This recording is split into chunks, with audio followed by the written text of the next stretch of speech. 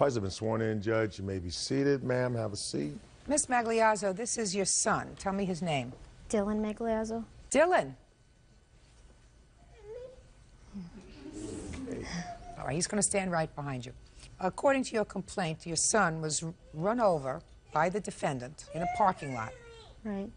Is there somebody who can take care of him outside? My brother. Well, do you want to take him outside and let your brother take care of him?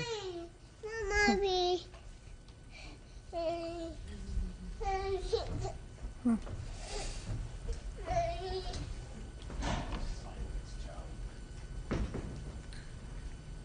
Good. According to your complaint, the defendant ran over your son's leg in a parking lot. He was in a truck, and you want him to pay your medical bills and for your son's pain and suffering. Right. Mr. Conroy said, in effect, you should have been watching him more closely as he was running around the parking lot. I might have responded somewhat differently, Mr. Conroy. What kind of truck were you driving that day, sir? Dodge pickup truck. Big truck. Half-ton. And your son suffered no broken legs, is that right, madam? Right. If a half-ton truck ran over a 2-year-old's leg, which according to you happened, that child would not have walked out of this courtroom today. Well, he did. Impossible. Impossible for him to have run over the child's leg with a half-ton truck and not had a broken bone. And if he did, he was a very lucky little boy. Very lucky. So if he was so lucky, what I want to know from you is, why are you here? First of all, when he did hit my son... Just a second. Let's go back. So you're really going to go through with this. You're in a parking lot. Is that right? What were you doing in the parking lot? My son wasn't running around What were you doing in the parking lot? Standing out front. My son wanted to watch Shh. You were standing out front of what? the parking lot where my son's father lives. You have a picture of where this happened? I do. Can I see it, please?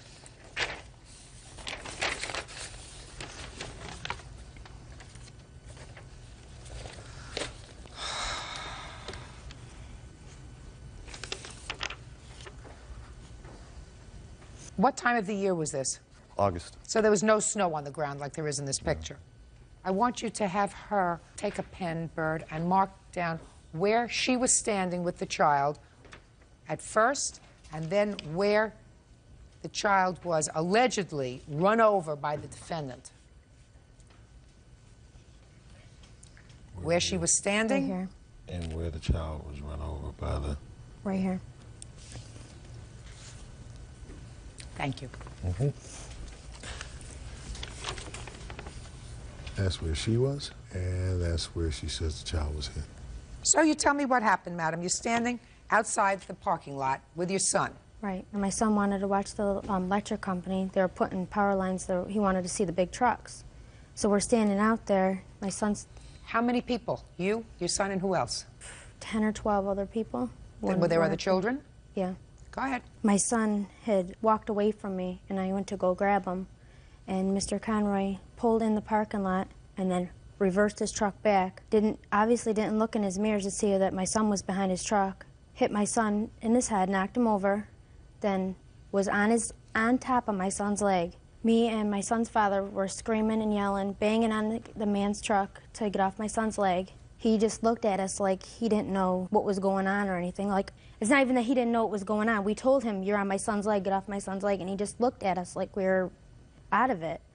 And finally, after the electric company, the guys from the electric company ran over and everybody ran over, I think he finally realized he was on my son's leg. Well, he pulled his truck up, got off my son's leg, not coming over to see if my son's okay, if he hurt my son, not asking. When he got off your son's leg, who picked up your son? I did. Then did you put him down on the ground? No. You didn't let him walk to see if he was okay? Oh, I picked him up, yeah, and he couldn't even stand on his leg. His leg was like that swollen. Mm-hmm. I then immediately took him to the emergency room. Mm-hmm. Why weren't you watching him more carefully? I was watching him. No, you weren't. He obviously wasn't watching where he's going because he knows kids are in that parking lot every day. Listen to me, madam. You weren't watching him carefully enough. So that gives him the right to not... Listen to me, madam. You weren't watching him carefully enough. How old was he? 2. And you're in a parking lot, is that right? In front of a parking lot. You're in a parking lot. Right. Now, I have 8 grandchildren, and I'm still have sufficient brain power to remember when my children were little, and I had a 2-year-old, or when I'm walking around with one of my 2-year-old grandchildren in a parking lot, they hold my He did have my hand.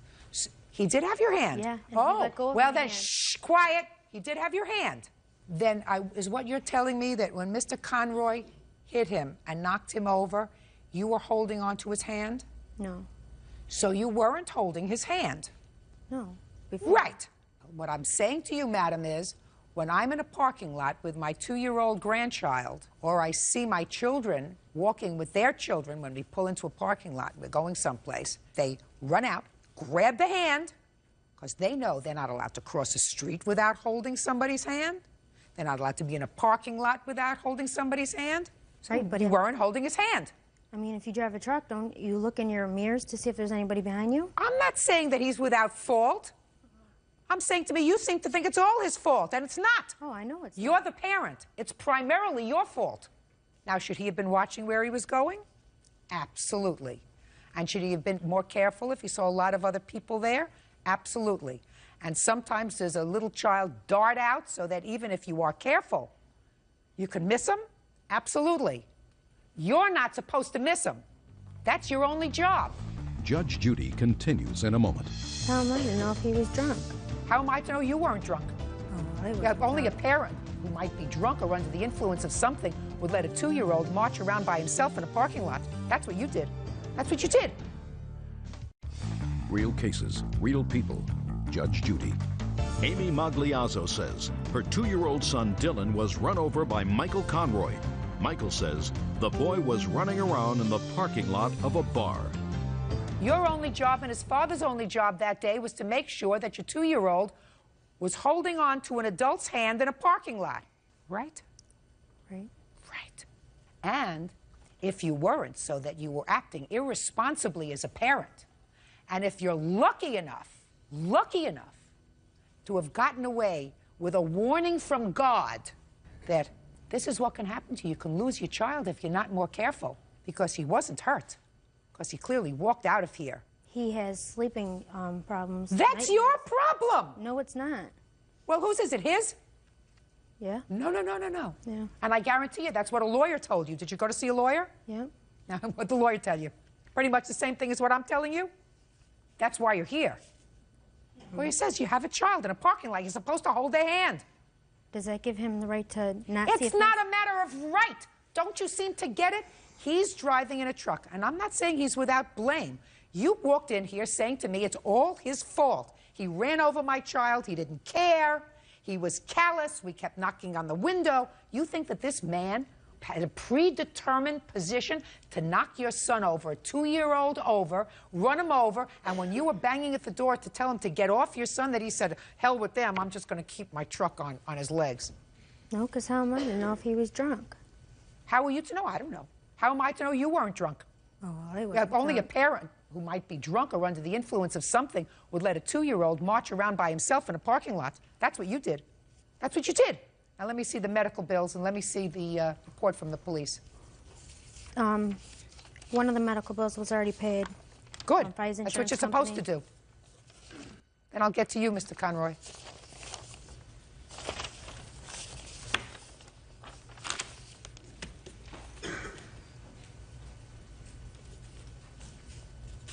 Now, when did the police contact you, Mr. Conroy? About an hour and a half to 2 hours after the accident. Why did you go home? I waited around about 45 minutes to an hour. Police to come, talk to the father. I said, if anybody comes, contact me. Okay. Final reports. No fracture, no dislocation, and everything else is normal there. Then we go to 3 days later. They also found nothing wrong with the child at that point, and you took the child in there because you said he was having trouble sleeping. He was waking up crying, saying the truck. The reason that you could not get a lawyer to take your case is because your son was not injured. Not every act requires people to take the matter a step further and bring on a lawsuit. You should feel, as I indicated before to you, very, very lucky that despite what could have happened to your son, because you were not vigilant in taking care of him, and because Mr. Conroy probably should have been more careful when he was driving his truck when he saw other kids and people around in the parking lot, Despite that, your son was not hurt. The only thing that was reported by you was 3 days later, you went back to the hospital and you said he's having trouble sleeping. That's why you could not get a lawyer to take your case, because in order for there to be liability, there has to be an injury, and there was none. Now, it's possible that your son's going to have, even at his age, a bad recollection for a while about what happened when he was knocked down by a truck. That's possible, but it will pass. Right. He was 2 years old. But it's a... And it will pass. But it's a sleeping disorder. It's a post-traumatic sleeping disorder. Let me explain something to you, madam. Don't tell me what it is. Are you a psychiatrist? No, but that's what the doctors... I'm not interested in what you tell me that the doctors say, because that's not what it says here. And I'm telling you, you're going to have another baby? Yes. This is your second child? Third. Third child. How old are you? 19. 19. I would suggest that you pay more careful attention to your children at age 19. It's your job to take care of them. At 19, you shouldn't have 3 children to begin with. If you have to take care of them. I do take care of my kids. And not put the responsibility of taking care of your children onto somebody else. It was not his responsibility to watch out for your child in the parking lot that day. It was your responsibility and his child's father. And the fact that there was almost an accident, a tragic accident, because your son could have been really hurt or killed or worse, is not his fault. It's your fault. He is partially responsible, and if the child was hurt, I might have found him partially responsible for the child's medical bills. So it's okay. But he was not hurt. And for that, you should say, thank God, and not bring a lawsuit. Your case is dismissed. That's all. Parties are excused. You may step out. I screamed for him to get off my son's leg, and he just looked at me. When I did hear him, I did stop. That's why I didn't run over the child. And now the next case. All parties in the matter of Shrek versus Hagar. Step forward, please. 26-year-old employment specialist Catherine Schreck is suing her former lover, railroad conductor Brian Hager, for an unpaid loan to get back on his feet. Ms. Schreck, the defendant used to be your boyfriend. According to you, you made a loan to him in the amount of $1,000. Mr. Hager says that you did, in fact, give him $1,000. It was just that, a gift, not a loan. When was this $1,000 check, and it was a check, is that right? Yes, Your Honor. Given to Mr. Hager? The check was written on January 22nd, 2002, and it was cashed on January 24th, 2002. Tell me the circumstances of the check, Ms. Schreck. He was unemployed at the time. Tell me of the circumstances of the check. The check. Ms. Schreck. Okay.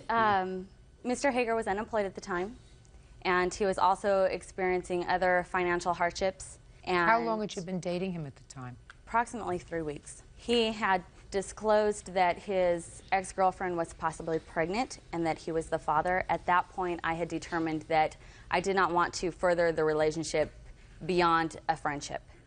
However, I felt bad for him at the situation that he was in at the time. He had expressed that he was waiting for his tax return to come in. Just a second. So if his ex-girlfriend thought she was pregnant, what did that have to do with money? He didn't need money for that. It was just added stress in his life. Who cares? I cared. He was my friend at the time. I felt bad. What were for you him. doing? I'm a facilitator for San Bernardino Jobs and Employment Services Department. I teach welfare recipients how to get jobs. Good. Oh, you should have taught him. What kind of work were you doing at the railroad, sir? I'm a conductor. And you were let go? No, ma'am. I was just laid off temporarily due to a slowdown. For how long? 6 months. And what did you do during that 6-month period? Things are hard everywhere, so I just I collected railroad unemployment, which how much? It's $1,000 a month. And where were you living? I own a home. And you have a mortgage? Yes, ma'am. What was the mortgage? Mortgage was $1,700. So you were really short. Where'd you get the other money from? Did you have savings? Yes, ma'am. I had money saved up in my bank account. Now, you tell her that you're having some financial difficulties, and so what did you do? So I offered to give him a loan. What did you say to him? What did he say to you? I said, my father just gave me $1,000 for Christmas. I just received my student financial aid. I don't need it at the time, but I will need it in several months. He said that he was expecting his tax return, and as soon as he got that, he would pay me back. Okay, so where were you? you? Span of 2 months. Where were you when you had this conversation with him? At his home. Remember what date it was? Was it the 22nd of January? Yes, it was. That's not true, Your Honor. When she had given me the check, Tell me about why you would tell this lady that you're having any financial trouble anyway. Well, she could just tell that I was stressed. We were upstairs in my room, we were just talking, watching TV, and she just, she said, "What's the matter?" I said, "Well, I'm stressed out right now because, I'm having some financial problems with being laid off." She said, "Well, I got plenty of money. Why don't you just let me help you out?" And I said, No, it'll be okay. I'm going to be going back to work." We talked about it for a little bit longer, and once again, I said, "No, it'll be all right." And I went downstairs, got a drink of water. I was coming back upstairs. She met me halfway. She said, "I'm going to go home. I have to go to work in the morning." I left you a surprise upstairs in your room. And I went back upstairs to my room, and there was a check for $1,000. So what'd you do? I called her cell phone and said, "Why'd you leave me this money?" She said, "Because I care about you, and I want to see, you be okay." She said, "Just consider it a gift." I don't know if she said that. Listen to me. Shh. Are you her mother? You didn't hear the story that he just told? That's more real than what she told me. So you can laugh all you like. That's pretty much what happened, except just consider it a gift. That she didn't say. Don't go overboard, Mr. Hager. When you're ahead of the game, don't stretch the truth. The truth was pretty good for a while. Probably was a gift. I don't believe that you asked her for a loan, that there was a repayment schedule. I don't believe any of that. You have to understand that, Ms. Schreck. But now I have a question for you, because I was interested. When I wanted to hear what you had to say, Mr. Hager, I believe you, that that's how it came about. Yes, ma'am. Because that's what she would do. And she said, I cared about him being stressed. That's what girls do when they're in like. But then she was no longer in like with you, and you were no longer in like with her, and then we got the $1,000 that you've already spent, right? Yes, ma'am. But you look like a sort of responsible young man. How old are you? 29. And you own your own home? Yes, ma'am. Okay, so it didn't work out with her. So wouldn't a responsible man of 29 years old, a homeowner, you own your own car, I'm sure you have a bank account, you told me you lived off savings, Yes, ma'am. right? But then you went back to work. Why didn't you start giving her back this money? She had told me it was a gift. Mr. Hager, she's not your mother, is she? No, ma'am. She's not a sister. She's not even your best friend, right? Yes, ma'am. So then what a moral person does is say, you helped me out, I needed it, we're not together, I want to start paying you back this $1,000, right? Yes, ma'am. Isn't that what a moral person does? Yes, ma'am. So you do want to be a moral person, don't you, Mr. Hager? Yes, Your Honor. Good. Judgment for the plaintiff in the amount of $1,000, that's all. Parties are excused. You may step out. Ms. Eckert, you and the defendant lived together for a period of time. You claim that you loaned him some money during that time, and he owes you a month's rent because when he left, he didn't give you notice, and pursuant to your agreement, he should have given you a month's notice. Mr. Zavon says that he did borrow some money from you, not as much as you are claiming, and he would have paid you back, except that because of your actions, he lost his job, he had no way to pay you back, and that you kept some of his personal property, and he has a counterclaim. When did you live together? From when to when? April 18th, 2001 to November 2nd, 2001. Now, what were these loans for?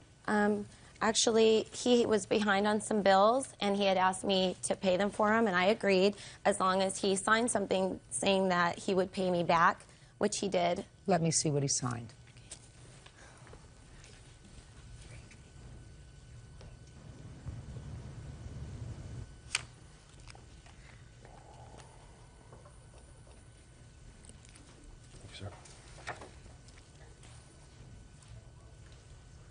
It seems as though it's been changed. It has been changed to less than it was. Okay. If you look very carefully, it's been changed to, I looked at that myself. It's been changed to a lesser amount. Those not aren't a my great. Initials, by the way. That's your signature, however. I've compared it my with the signature on the answer. That is your signature. It is. So now you remember signing that agreement. I did, Good. Now may I have it, please? but not for that amount. No, not true, sir. Because the original amount on this was some $1,500 and some odd dollars, and that was changed because the Sprint bill was not $200 and some odd dollars, but only $115. So it was reduced. You see that? It was reduced, not increased. Okay. Perfect. Okay. You signed it. How much of this did you pay? At the time, I wasn't able to pay. Not at the time. At any time. How much of this did you pay? $400. Okay. Is that how much you paid back? He paid back $350. All right, he said 400. You have proof of 400? Yes, I do. I have canceled checks. I also paid in money orders, and I don't have the receipts for those. Okay. But I'll be honest and say he did pay me $350, even though he doesn't have the proof of that. Okay. $1,130. That's what's left. Correct. On the debt. Mm-hmm. And you're suing him for $2,028. Explain that to me. Actually, on the lease agreement he signed, it says that he must give me a 30-day, 1-month notice prior to moving out. And when Did you have a roommate before he moved in? His friend actually moved in at the same time, and they both had the same agreement. I asked you a question. I want you to give me the answer. Did you have a roommate before he moved in? We all moved in at the exact same time, basically. Are you still living in the same place? Yes, I am. With whom? I have roommates now. Okay. Now, you left, sir, November 2nd? Yes, that's correct. 2001. Does your lease agreement provide that you give her 30 days' notice? Yes, it does. Did you? No, I did not. Why? Because she caused me to lose my job and sabotaged my career. Okay, now let me hear your reason why she caused you to lose your job. Okay. At the time, I had a job, a regular job, as a guitar player in a successful rock band. We were touring and we were on the East Coast, and I borrowed the money from her because our singer had an accident and broke a rib. I didn't have any money to pay the bill at the time, and so she offered to pay it, and I accepted. She said that I could pay her back when I had the money. However, over the next few months, she became very jealous, and it started getting really out of hand. She started calling me nonstop. She started going through my mail. She started going down my phone bill and calling every number on the phone bill. As a matter of fact, I have a phone bill here where her notes are evident, where she was looking for whether it would be a man or a woman answering the phone, and whether or not she would approve.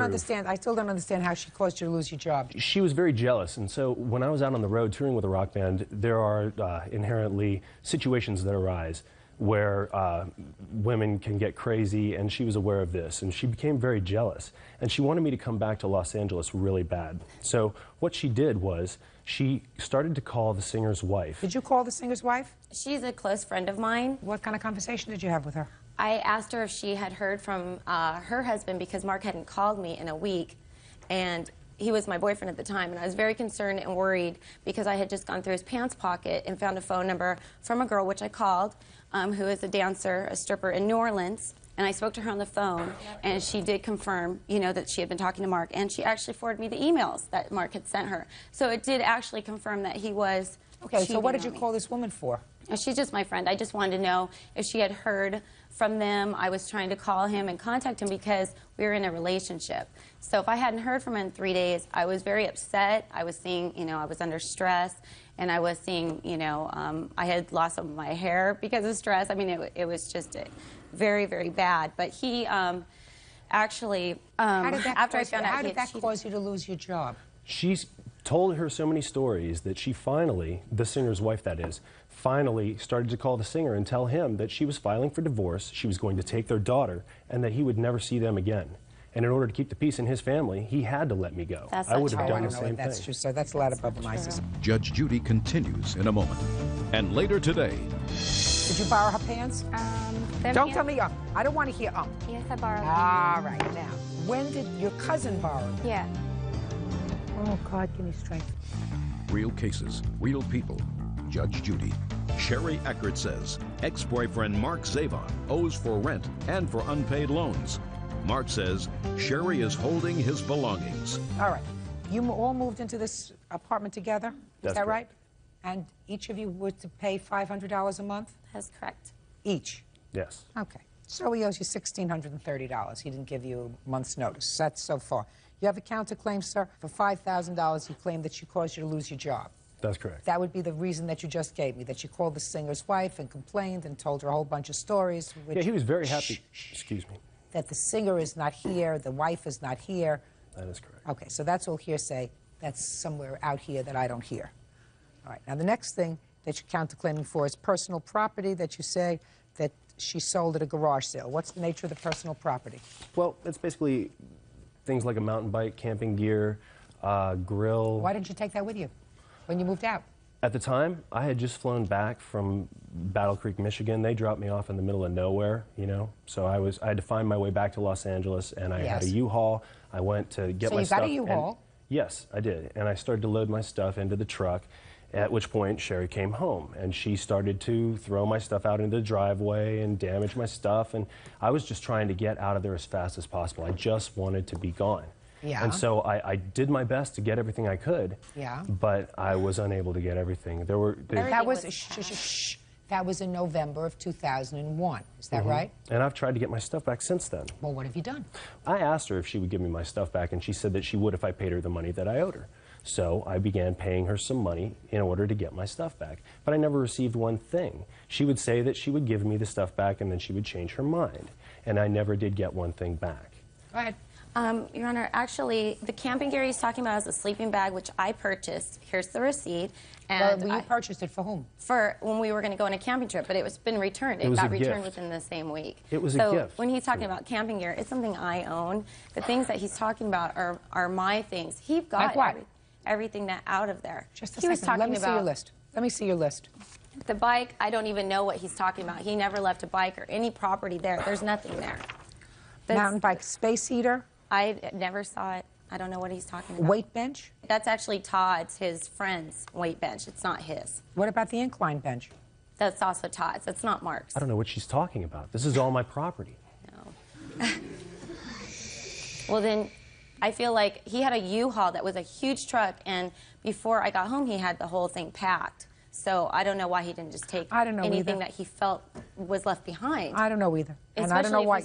And I don't know why he waited for a year to come after all this stuff. Anyway, in any event, you didn't pay any rent. Is that right? I paid rent right up until the time that I was No, you didn't pay any rent after you moved out, did you? No, I did not. Right, then you should have come to get all this stuff. I tried to, but she wouldn't let me come over, and I didn't want to come over if it... Then what you do is you go to court. That's do you understand? true. Yes, what you do is you sue. What do you expect her to do? Hold on to all this stuff for a year? I tried to get it back continuously. Then what you tried by going to court, just like you did now. I understand. And you do so promptly.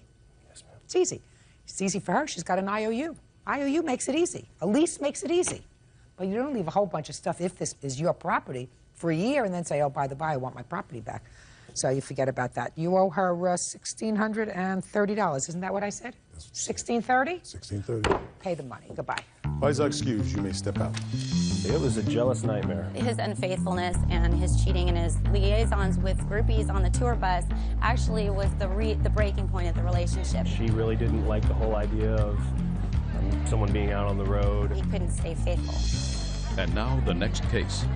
All parties in the matter of Doss versus Harold. Step forward, please. 18-year-old student Jennifer Doss is suing her former best friend, 18-year-old student Nicole Harold, for unpaid rent, damage to her car, and for ruining a pair of slacks.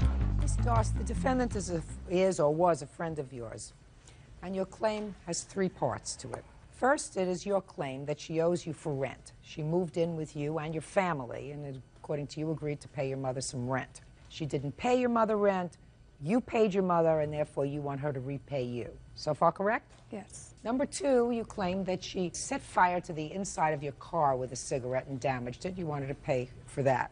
And number three, you say that she borrowed some clothes of yours, a pair of jeans, and destroyed them, damaged them by cutting off the bottoms, and you wanted to replace the jeans. They're not jeans, they're dress pants. Pants. The defendant says you burned the car yourself or somebody else did. She didn't do it. There was never an agreement for rent, and your pants don't fit, right? Mm-hmm. Why did you move into her house?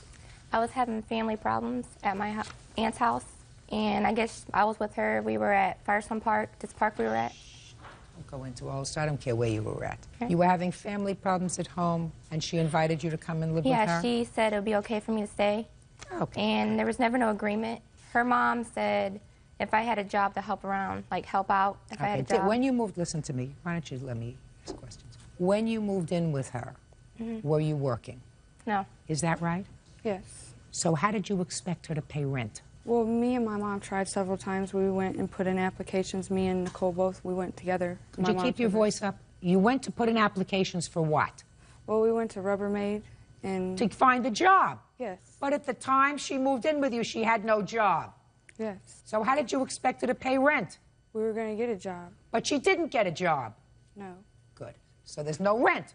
You think that I believe that you gave your mother rent for her? Do you think I believe that? That's what you say in your complaint. Is that what you're going to tell me here in court, that you gave your mother rent for her? Yes, I did. I don't believe you. How's that? Next thing is your car. Tell me about your car. Well, me and Nicole went up to Chapel Hill Mall, and she was smoking, and we met up with one of her friends, and she asked me if I wanted to go over their house. I said fine, because we weren't doing nothing at the time. We were just driving around, and when we pulled up in front of their house, she went to put her cigarette out on a Taco Bell cup, and she dropped her cigarette, and it went under the seat, and she told me that she put it out, and when I turned on my dome light, there was smoke coming out from under my seat, and I started yelling at Nicole, and she still insisted that she put it out. And then when I reached my hand under the seat, I found the cigarette, and I had burn holes in my seat and on my floor. And what about on your hand? No, I didn't have them on my hand. But was the cigarette out or not? It was a little bit out, but by the time I found it, it was out. And let me see the damage to your car.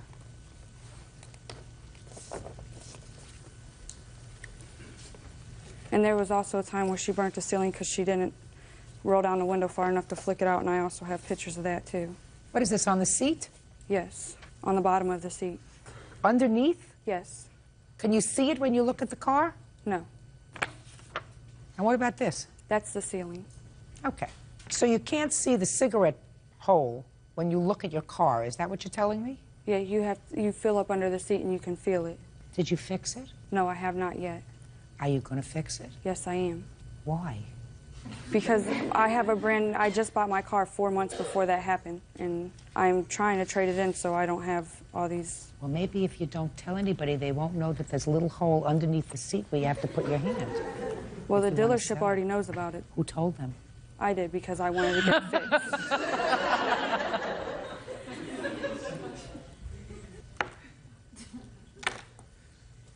Did you put out a cigarette in her car?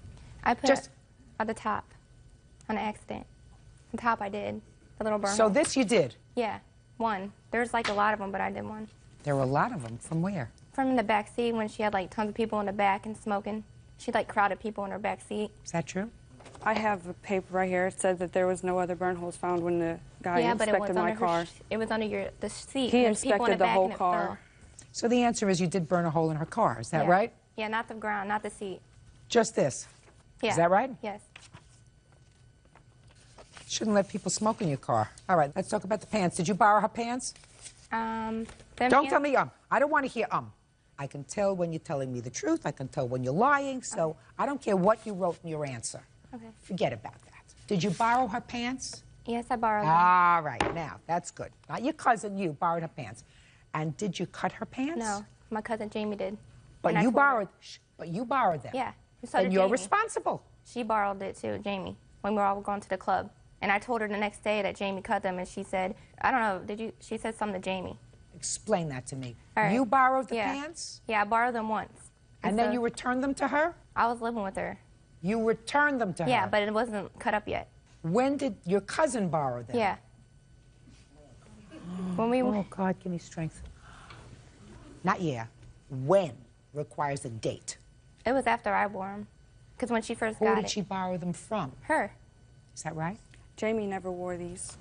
She had a different outfit of mine on. Did she ever borrow them from you? Nicole did, but Jamie did not. Really? Yes. Let me see the bottom. They're cut up over on this side, and right here. Now, you understand that in your answer, you said to me that you never borrowed her pants because her pants wouldn't fit you. Mm-hmm. So that was a So that was a lie. Is that right? Right. You both lie. How could you both lie? Why would you both lie in court? Isn't that a stupid thing? You didn't pay your mother any rent, and you, in fact, did borrow her pants. And you did cause some damage to her car. You should be responsible for that, right? Mm-hmm. Right? Right. Okay, good. How many people smoked in your car within the last month? None. There has not been no smoking in my car since Nicole burnt the bottom of my seat. Then let's say prior to Nicole burning the hole in your car. How many people smoked in your car? Maybe about 3 or 4, not that many. 3 or 4 is a lot of people. I thought you told me in your complaint that you had a no-smoking car. I do, but I told everybody that smoked in my car, if they can smoke responsibly, they can smoke in my car. But if they can't, I don't want them smoking in my car. Can I see those pants, please?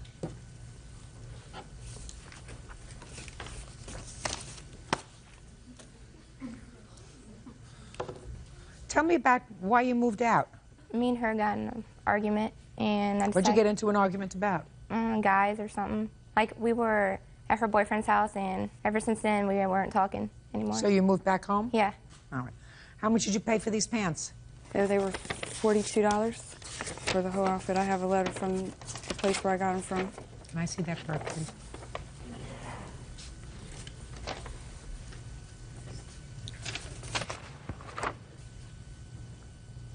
When did you buy them? Probably about a year ago. Did you ever wear them? Yes, I have. How many times did you wear them? Maybe twice. Okay. And they were $42. I'm giving you $300 for the hole in your car and $42 for the pants. You get nothing for the rent because that was a fib. Judgment for the plaintiff in the amount of $342. That's all. What is your excuse? You may step out, please. Miss Sullivan, I assume this is your daughter, is that right? And this is your son-in-law? Yes. Yes, Your Honor. According to your complaint, your daughter and son-in-law purchased a car that was for your benefit. That was back in March of last year. Correct. And the agreement was that you would make a monthly payment that would cover the car payment and insurance. Correct. To your daughter and son-in-law. Correct. And you would have the car, and when the car was paid off, I assume it would be yours. Is that right? Yes, Your Honor. So far correct? Yes, ma'am. You did have the car for a period of time. Then you had an accident with the car in a parking lot. And you called your son-in-law. Yes. According to you, you put a note on the car. Yes. Did you put the note on the other car, or did your son-in-law?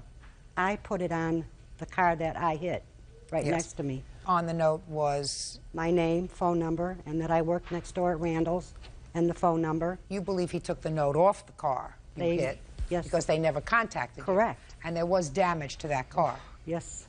You didn't do that, did you, Mr. Sims? No, ma'am. And shortly thereafter, Mr. Sims repossessed the car and sold it. You are suing, according to your complaint, for the whole value of the car. Correct. Which you're not entitled to. So let's be realistic. Let's say you're suing for the payments that you made on the car. April, May, June, July, and August, if you made the 5 months worth of payments. And I did not miss a payment. Okay. I was And told... that's your statement. I did not miss a payment. That was our agreement, and he had no right to take the car back, and therefore I want the payments. How much were your payments each month? Well, he told me $200 when we signed the original agreement. $200 a month, that included insurance. How much was the insurance on the car, Mr. Sims? $62.96. Mr. Sims, how much did you pay for the car? I purchased the car for $1,500. I put $600 of the repairs to the car because I purchased it damaged. Okay, and you sold it when? About 2 weeks ago. And how much did you sell it for? $3,200. And how much did you pay to fix it as a result of the accident that your mother-in-law had? What she did, she bent the door around to the fender. Just tell me how much you paid to fix $150, but it didn't fix it correctly. It just made the door open and close. It did not repair the car back to the original condition. Say nothing. Yet. Say nothing yet. All right. So let's say you spent $2,200 on the car. Correct. You sold it for $3,200, giving you $1,000 profit, and your mother-in-law gave you $137 a month times 5 equals $685.35. So you got that too. Correct. So this is going to take care of your counterclaim, because you're suing her for $660 for miscellaneous damages incurred in relation to the car. That's your counterclaim. That's out, because you had no loss, sir. You have a profit. All right, I understand. You have a profit. So you suffered no damage. So your counterclaim is dismissed. Now, let's talk about what your mother-in-law wants. Okay, I need to speak. Now I'm ready. He works at a body shop. He didn't pay nothing to have that car fixed. I don't care whether he did or whether he didn't. And he raised the payments. That has nothing to do with you. He raised my payments from To $200 to $230 a month. When did he Before change? I made the first payment, I'm sorry. Just a second. April. Okay, April 230. 11th. He raised it. Shh. Is that right, sir? Well... Is that right or wrong? She has proof. I'm sure she has checks or whatever. Is that Yeah, correct? we agreed on the raise of the payment. It was due to the insurance increase. So we have 230 less 62.96, 167.04 times 5, $835.20. I'm going to give you 1 minute, Mr. Sims, to explain to me why you don't think that you owe your mother-in-law $835.20. We had an agreement that she was going to purchase the car, like you said. But also in that agreement, no one was supposed to drive the car. Well, she was letting the other brother-in-law drive the car, which I had a witness see him in the car. Also, she took the car to Chicago against my wishes, taking it out of town. Our original agreement was that the car was mine. I purchased the car, put it in my name, I put the insurance in my name, I registered it in my name, and I told her, here's the car, this is what we're going to do. You pay the car to me each month, and then when 13 months are over, I'll sign it over to you, do whatever you like. But in the time that you're driving the vehicle, the liability is on me with my insurance and everything covering me. I don't want anyone driving it. Drive it, do your errands, run back and forth to work. But I don't want the car leaving the state. I don't want the car going anywhere. Just keep it here in town. Now, Mrs. Sims, I read that. I read your defense, sir. However, your problem is you didn't take it back from her then. Okay, you're right. You took it back from her when she had an accident in the parking lot. I didn't take it back from her. What she did, she was letting people drive the car. Then when she damaged the car, then when she damaged the vehicle, she brought the car to me and handed me the keys and wanted me to fix the vehicle. The daughter-in-law got upset with me and mad because I wouldn't file an insurance claim against my own policy to make me pay the increase over the next 3 years. And so they started feuding all over again. That's when I talked with her and I asked her, hey, we need to do something different here. Can you go get a loan for the balance due on the car? I can sign the car to you and we can quit all this fighting and carrying on and be done with it. You can do what you like. She agreed to go get her own loan. Stop playing with the papers. Sorry. She went out, tried 2 or 3 different banks. No one would loan her the money because of her past history and her credit. It's so horrible she couldn't get it. So then she comes to me and says, you know what, I'm going to save the money for 6 weeks. Can you hold the car 6 weeks and I'll pay you in full? 4 weeks go by. She calls my wife and says, I got $20 to my name. I can't pay it. I said, okay, what are we going to do now? She said, well, I'm just going to take you to court and sue you for my interest. I said, well, how about I give you all your money back? I offered to give her every penny she paid, including the insurance. She agreed to that too. Then on Sunday morning she calls and tells me no, she don't want to do that either. Judge Judy continues in a moment. I don't know whether or not you took off the note, if there was a note placed on the other car in the parking lot. If you did, that was a foul thing to do. And later today, the vet told us there was no way the cat could have broken its leg in 5 places just from tossing off the side. She had to have been pretty much slammed to the ground to have broken it the way it did. Real cases, real people. Judge Judy. Phyllis Sullivan says son-in-law Chip Sims repossessed her car for absolutely no reason. Chip says Phyllis has been irresponsible with the vehicle. What you should have done, Miss Sullivan, is take him up on his offer. Because if he was willing to give you all the money that you paid in the car, including the insurance, you should have accepted it. Because from me, you're only going to get the money that you paid on the car itself, less the insurance. Your Honor. Yeah, what? The car, I mean, this was a business contract. I couldn't get a loan because I filed bankruptcy. Show me the business contract. Right.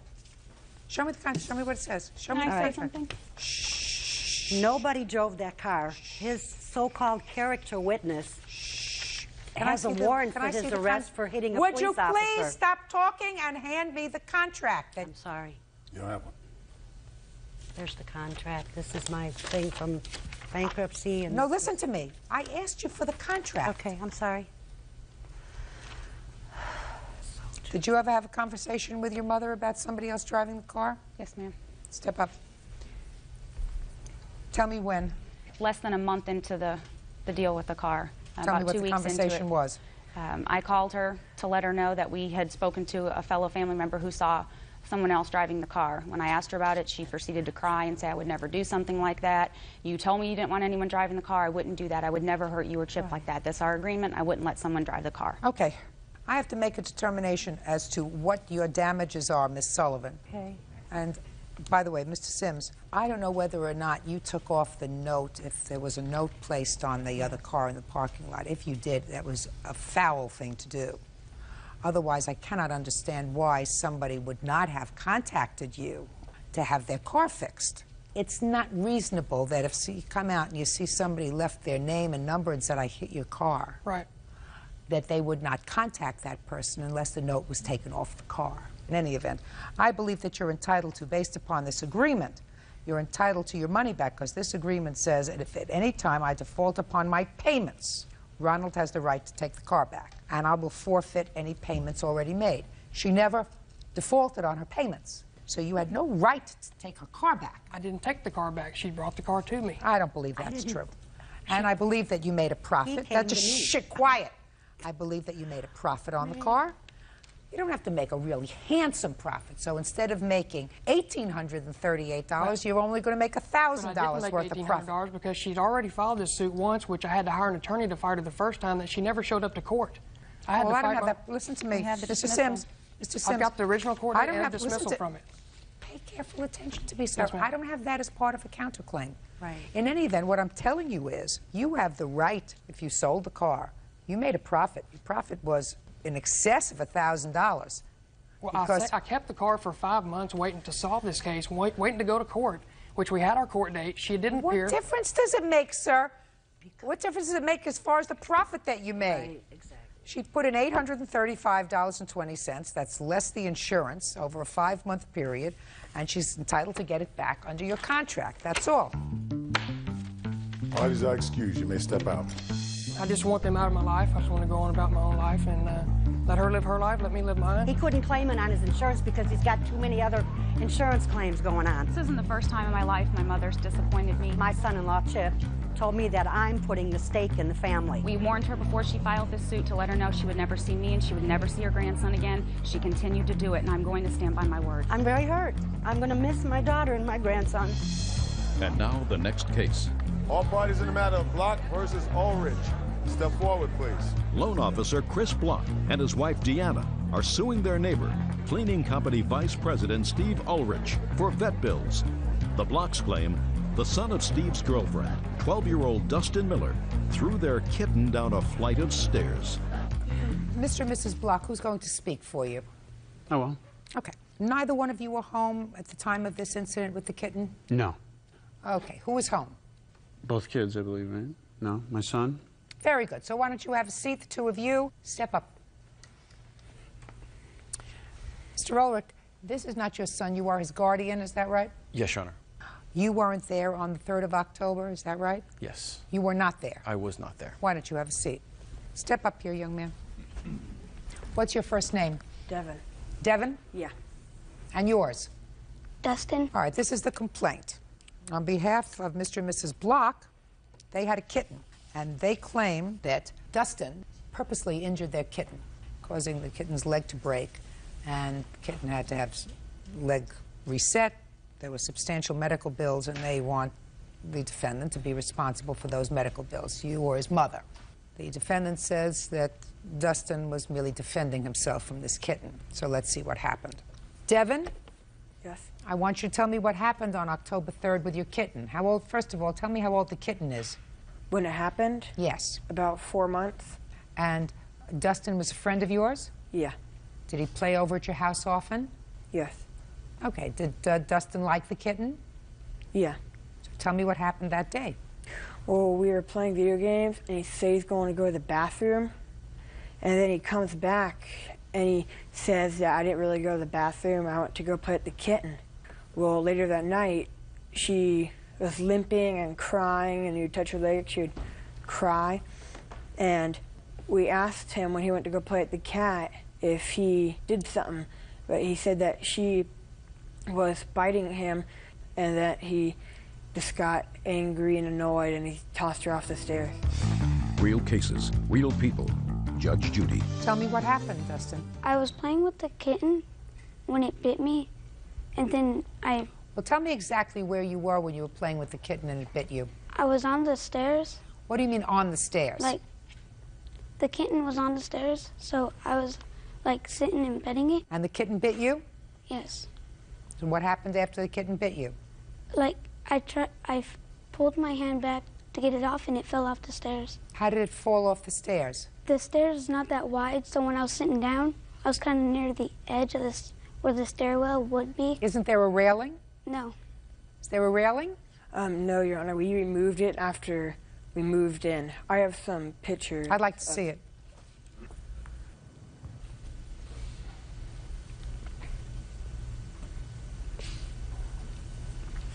And there's some pictures of after a pin was removed. Oh, I see. So there is no railing. Who else was there when he confessed? My mom and my sister. Well, I'd like to hear from you. Yes.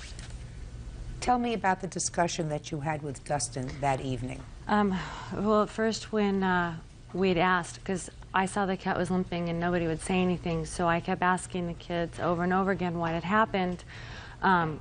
Dustin was kind of nervous, and Devin told me that he had left the room, and then it told me about him playing with the cat. So I said, Dustin, what happened? Just tell us what happened.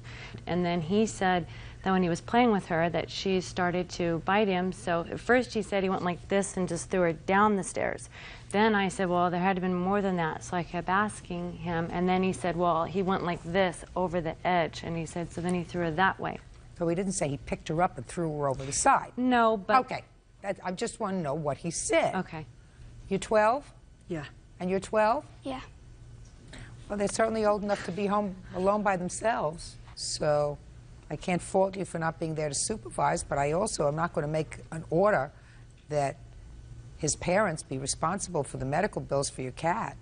I mean, I don't think that he purposely did anything to hurt your cat. The cat nips because it's a kitten.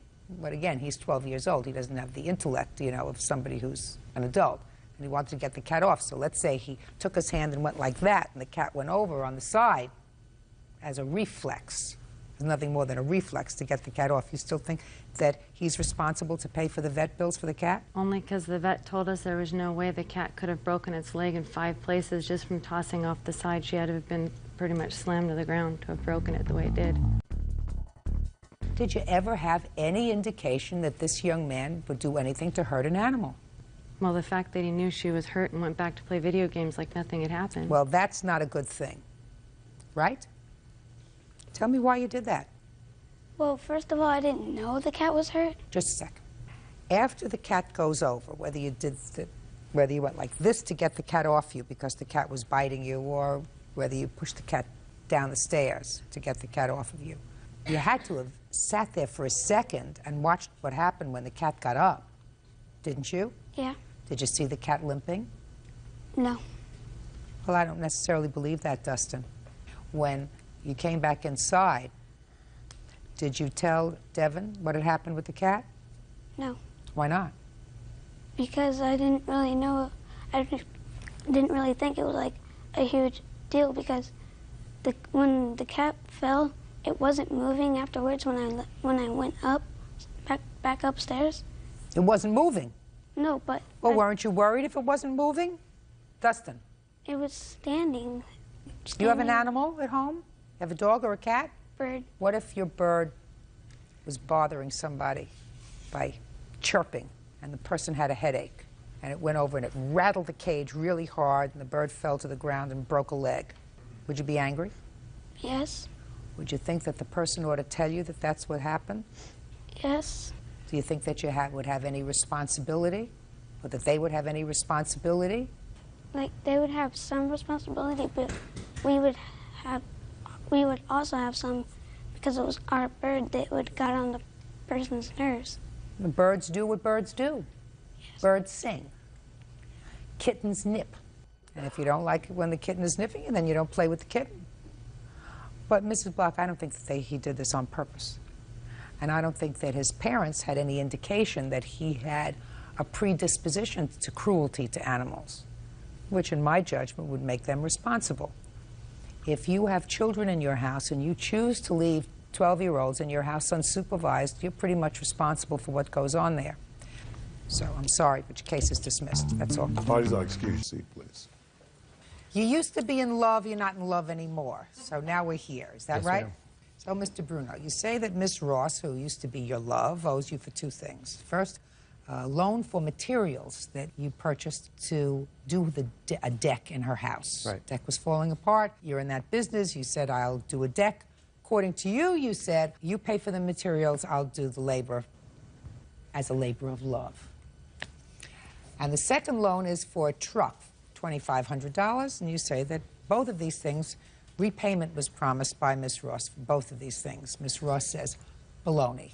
Miss Ross has some counterclaims. She was at your house one day, according to her, and she fell down a flight of stairs. You were still dating after that. Yes. Is that right? But you decided you might as well sue him for that. Now. Well, my feeling was that it was ridiculous that it got to this point anyway, so if we were going to... If we were going to dredge up old trash, we might as well get all the old trash up. That's what we are. We are receptacles for trashy lawsuits.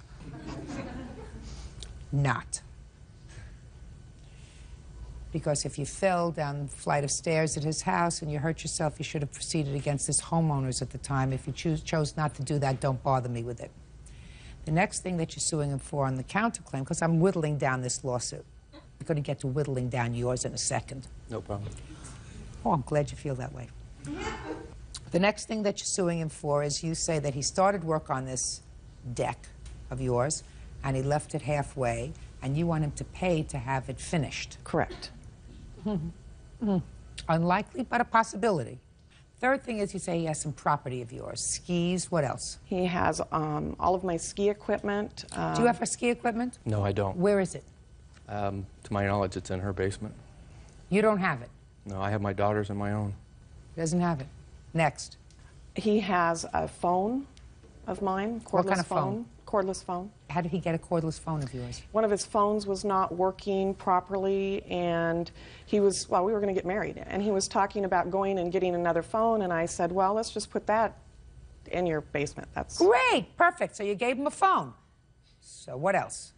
A cookbook and some kitchen utensils. How that did I he took get over there. those?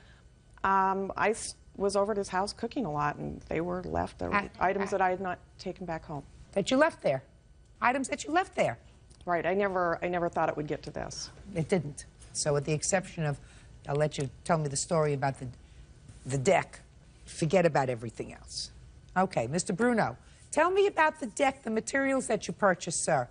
Tell me where you were with her when you decided that you were going to fix this deck. I was on my phone. We were discussing it. Oh, tell me what the discussion was. It was Mother's Day a couple days before, and she has some puppies that were getting ready to be sold, and she was worried about the safety of people coming to view the deck, or view the puppies, and didn't want them walking on the deck, so she was trying to figure out another route for them to go, and as a Mother's Day gift, I said, well, I'd take care of the deck so that she could have it sold, or not sold, but sell the puppies without worrying about people walking on it. Great. Just reimburse me when the puppies are sold, or if you refinance your house.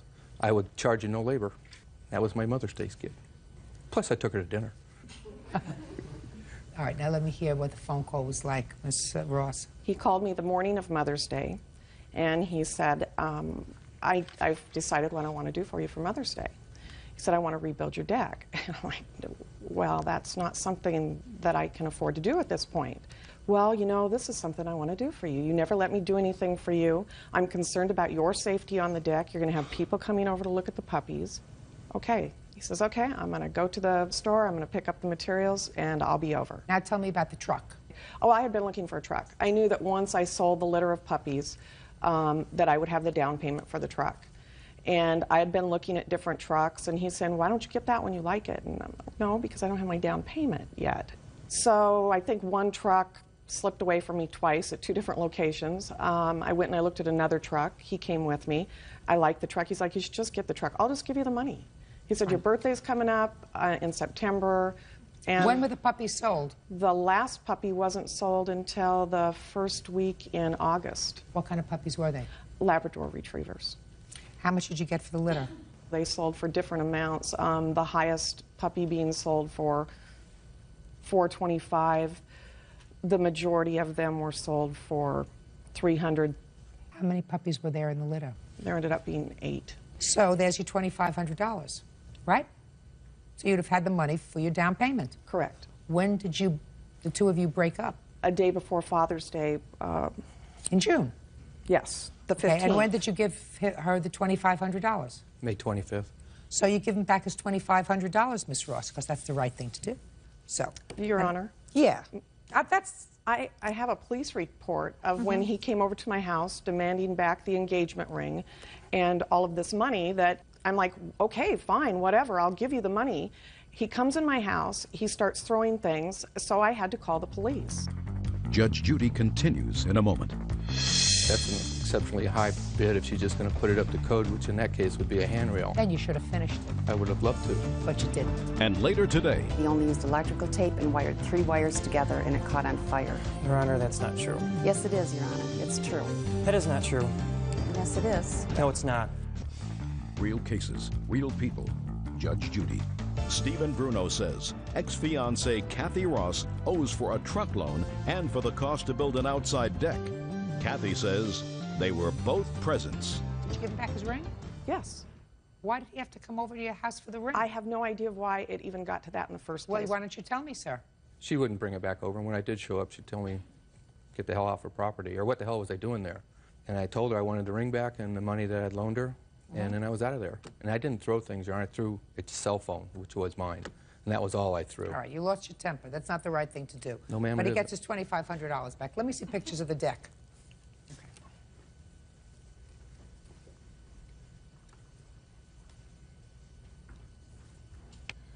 Sort of left this job in the middle, sir. Yes, ma'am. I loaned her the money for the truck, and I didn't have the money to finish the deck. So what you're saying to me is you loaned her the money for the truck, and because you loaned her the money for the truck, you didn't have enough money for the materials for the rest of the deck. In part. You understand where I'm going, Mr. Bruno. That's what the problem is. You're trying to anticipate where I'm going. You took a house that looked okay. Now, it may not have been okay, but it looked okay. It was an unsafe deck. And it doesn't look okay now. It's better than what it was, ma'am. No, no, no, it wasn't. No. Yes. No, no, no. People were This is before, They stepped through that and this deck. is after. There's no railing. There's no guard railing. No Is that railing. right? That's right. And there's not even a full floor. Right. I got it. Can I see the cheapest estimate that you got to finish this deck? I think you say in your counterclaim that it was $1,800. Is that right? Yes.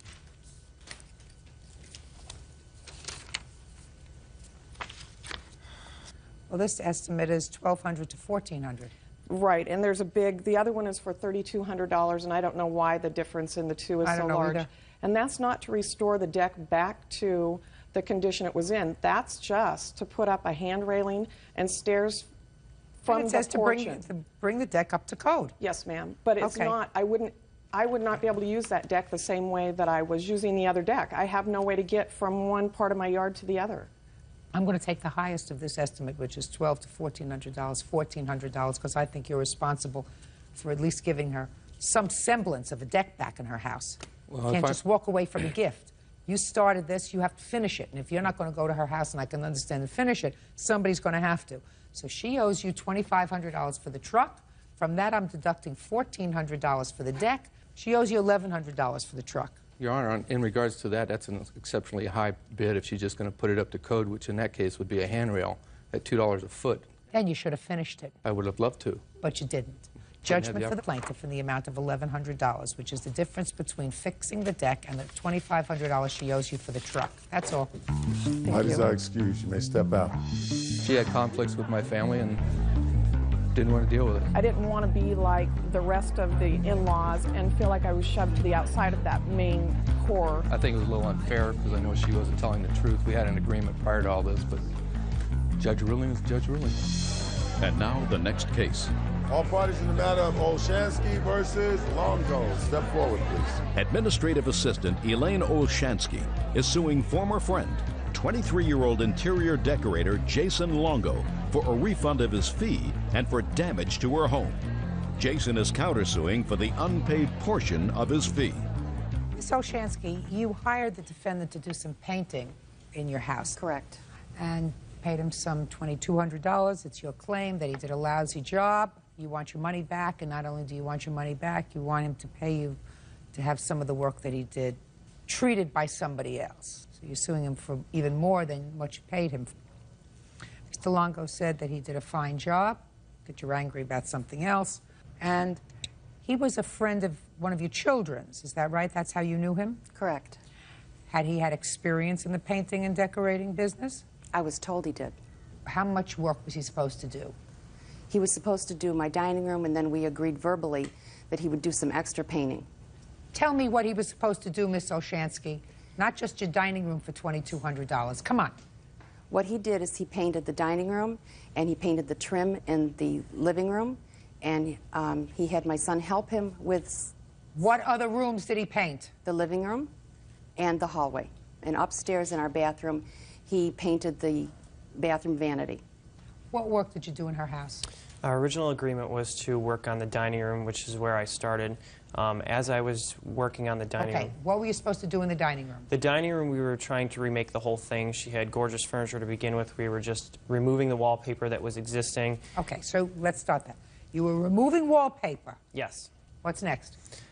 We decided on a color scheme for the dining room and a finish that we wanted to do in the lower half. Basically planned out the lighting fixture that we wanted and the colors that were going to be in the room, especially the lower half. We decided to do a faux finish and put a chair rail in the center. Just a second.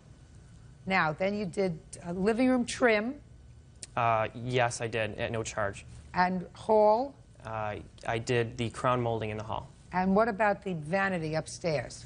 The vanity was part of our original agreement to do with the dining room. When she approached me about the dining room, she also said she was remodeling both bathrooms upstairs, and she had asked me what we could do with the vanity, and it was a wood, but because of the heat steam damage, it was kind of tarnished, so we decided to paint it, and we used a metallic paint to mimic the border tile that was upstairs. Your Honor, it wasn't damaged. My upstairs vanity was not damaged. It was in perfect finish because he didn't prime that either. He just painted right over it very nicely. Yes, and your original agreement was $2,200, is that right? Yes. The work also included, though, the solarium room in the back of the house, which what happened was we started doing work in the dining room, and then as I was working in the dining room, Mrs. Olshansky purchased furniture for, I believe it was the living room, but decided that it wasn't going to work out, so we decided to redo their solarium area in the back. That was also included in the price that she paid me, and that was mainly interior decorating. There was no painting done out there. It was just making it into kind of like a cluttered area, into like a nice sitting room with new furniture, accessories, and So what did you do in that area? No painting was done, just accessorizing, purchasing accessories. That's what you did? That's correct. Okay. So that sounds like a reasonable amount of money, $2,200. So what are you complaining about? The paint is all peeling everywhere he painted. I have many pictures. Let me see where it's peeling. Your Honor, I also have pictures of the before work and the during stage process work. I was not allowed to photograph the after work. The plaintiff did not allow me back into her home to do so. You never asked. Shh. This is an outside picture, is that right? No, it isn't. That's the That's back the porch. solarium. Those are the wires hanging where he did wiring, and it caught on fire because he only used electrical tape and wired 3 wires together, and it caught on fire. Your Honor, that's not true. Yes, it is, Your Honor. It's true. Your Honor, I have a degree in fire protection technology, and I've been in school and been with the fire service for 6 years. It's not true. Who did the wiring, okay. Jason? You have a fire marshal's report? No. We just unplugged it and put the fire out. I have no idea where you say the paint is peeling. Show me in those at the blow-ups. Your Honor, would you like to see my pictures? Yeah. I find it very hard to look at these blow-ups, so don't show me yours. Don't you have regular pictures? I use a digital camera, so I have to print them out. First set of pictures starts with the dining room before.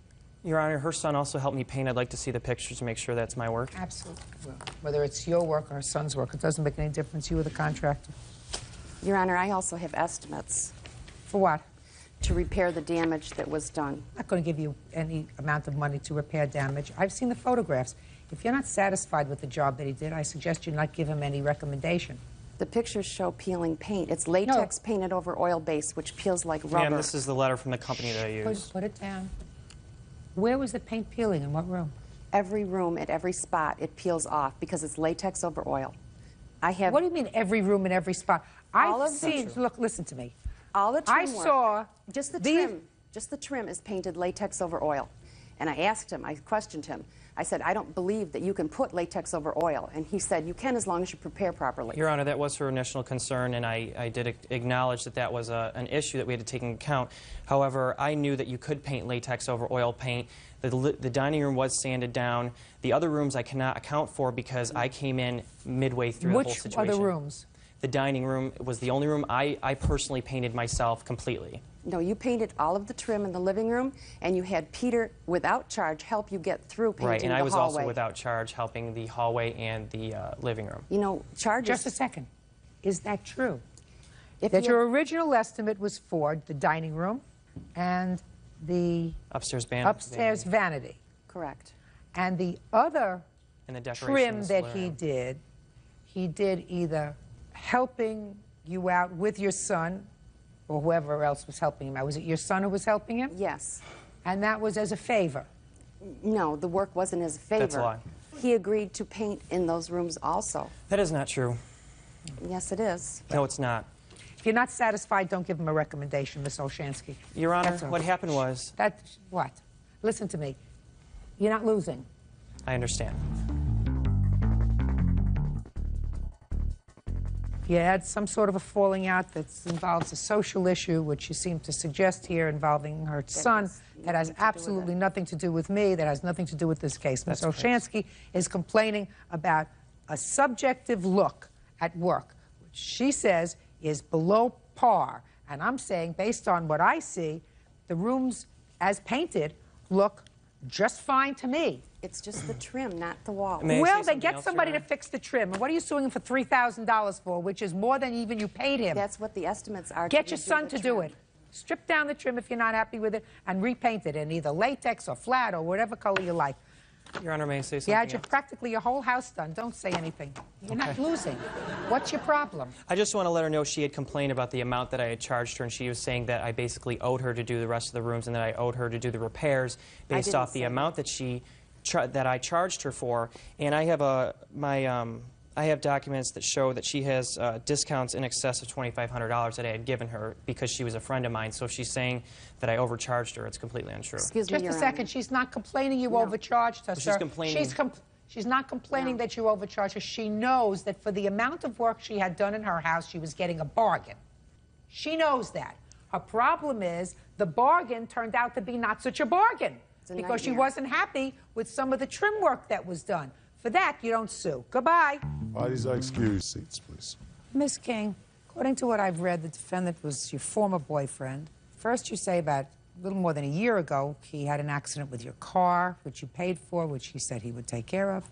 Then you claim to have expended a certain amount of money for remodeling of a condo that he had purchased, also with the agreement that he would pay you back. When you broke up, somehow you got him to sign a promissory note for all this money, for I think $3,200. Mr. Collier says the following.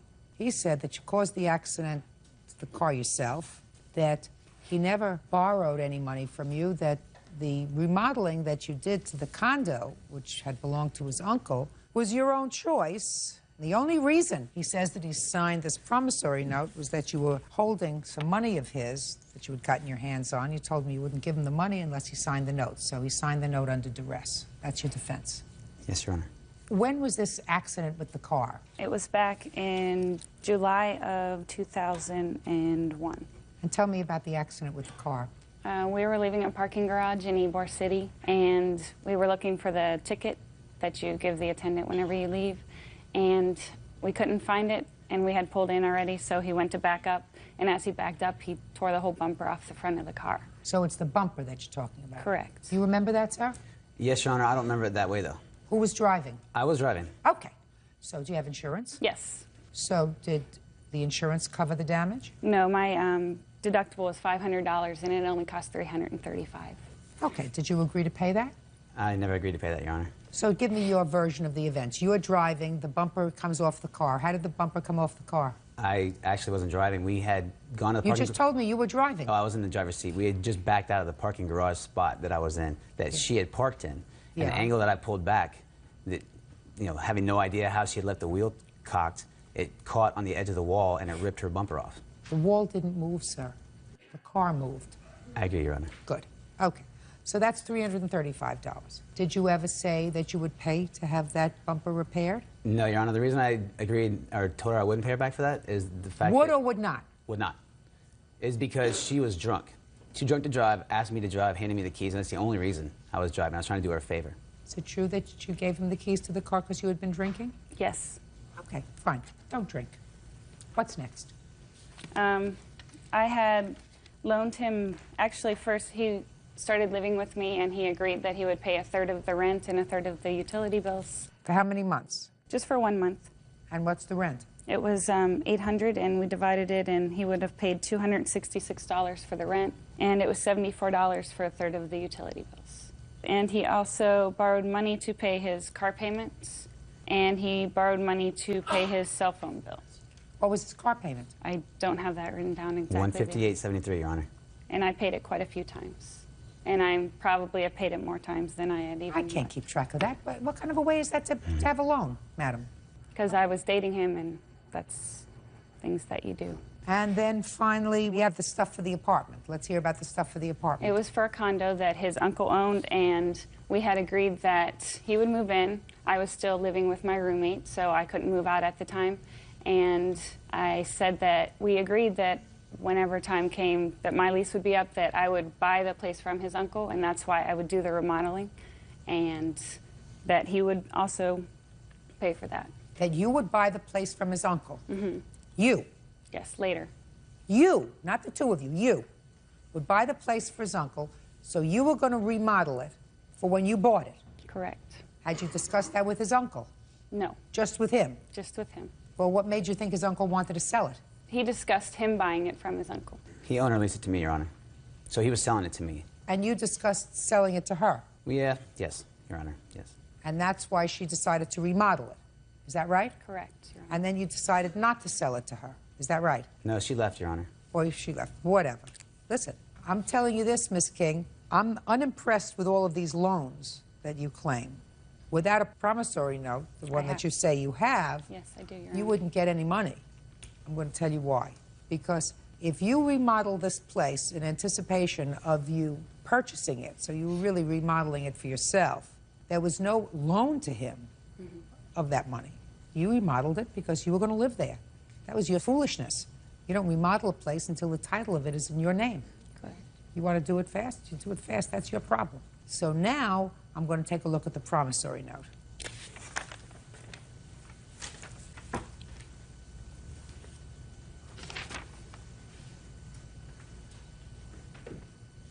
Okay, so I have a promissory note for $3,200, sir, that you signed. Yes, Your Honor. Now, let me hear the circumstances surrounding you signing this promissory note. She left on the 4th, and when she left, she had some cash in my 4th of? March. When she did so, she didn't realize, I think, that she had some cash with her that I needed for my mortgage payment due on the 7th. Mortgage for what? To my uncle. You mean your rent? Well, he's taking it off the principal, so he's holding the note for me. But the mortgage payment was due on the 7th, and on the 4th she left with my cash. I couldn't raise the $350. How did she get your cash? I was having her hold it for me. I think we were going to deposit in the bank. Would you speak slowly, sir? I can't follow you. I'm old. Yes, Your Honor. She had my cash with her because she was holding it for me so that I would not spend it. How much cash was she holding? $350. Okay, go ahead. And on the 8th, a day after my mortgage was late, she agreed to go ahead and give me the cash, but only if I would sign the promissory note. Since I know their means of getting the cash that quickly, I went ahead and signed the note. Did you have his money? Yes, Your Honor. He had been staying at my place and left it. And so you took the money and said you want your money back? Is that right? Well, it was in my... No, you want your money back? You're going to sign this note? Correct, Your Honor. Is that what happened? Yes. That's duress. You can't do that. Judge Judy will continue in a moment. And later today... She wanted you to get out of the car? Yes, that way she could fight me. She grabbed my windshield wiper. She smashed it because she was really mad and broke it. And then with her both fists, she was really pissed, boom, then my car. Real cases, real people. Judge Judy. Sherry King says her ex-boyfriend, Keith Collier, owes for damage to her car and unpaid loans. Keith says he owes her nothing. As I said to you before, Miss King, but for the promissory note, I would find that there was never a loan made. With regard to the automobile, you were drunk, which is the reason he drove. He's backing out of a spot, not purposefully. He wasn't backing out of a spot. He was backing out of the actual toll booth that he had pulled into. I did not pull into there, Your Honor. Whatever it was. But for the fact that the two of you had broken up, there's not a question in my mind that we would not be here over this bumper damage to the car. When you drive a car, you drive someplace, you go out, you're not supposed to get drunk so you can't drive at home. Okay? I don't know how much he had been drinking that evening, whether he had been drinking more than you or less than you. I assume that he had been drinking some too, which means that you're both stupid. Then we come to the bills. Bills that you say, well, he said he would pay me some rent, and then I paid for his car payment. I paid a lot of times I paid his car payment more than once. I'm not sure about how many times. I don't get involved with that. This is a court. You're supposed to say, on September 1st, 1999, I paid a car payment. On September 16th, the year 2000, I made a car payment for him. I have that all written down here. This is his car payment. He asked me to please advance it, and if I would, he would pay me back in a month. That's not what this is all about. This is about a boyfriend and girlfriend situation where you give him money. I don't know whether he ever gave you money. No, Your Honor. Probably not. Well, that means that you're not too... Right? The only thing that you thought that you did that was clever was having him do the promissory note for all this money that you thought he owed you. The only problem is you forced him to sign it. You were withholding his property. And if you withheld his property and said, unless you sign this note, I'm not going to give you the property, that is duress. So you get zippo, nada, nothing. Your case is dismissed. Goodbye. Parties are excused. You may step out. Just hopefully no one will ever have to deal with him the way I had to deal with him. I'm glad to see that justice was served. Because he's a loser and he will scam anyone out of anything. I feel bad that Ms. King feels like she was ripped off and misled by me. Every week he would say that he would pay me the money, and then he would say, oh, I spent it on this or I spent it on that, and never came through with it. I'm sorry that I had to come to a court battle. She could have settled it outside very easily. Don't give money to anyone unless you have anything signed, and don't deal with idiot con artists like that. Worked out pretty well for me, didn't it? And now the next case. All parties in the matter of Berrios versus Rivera, step forward, please.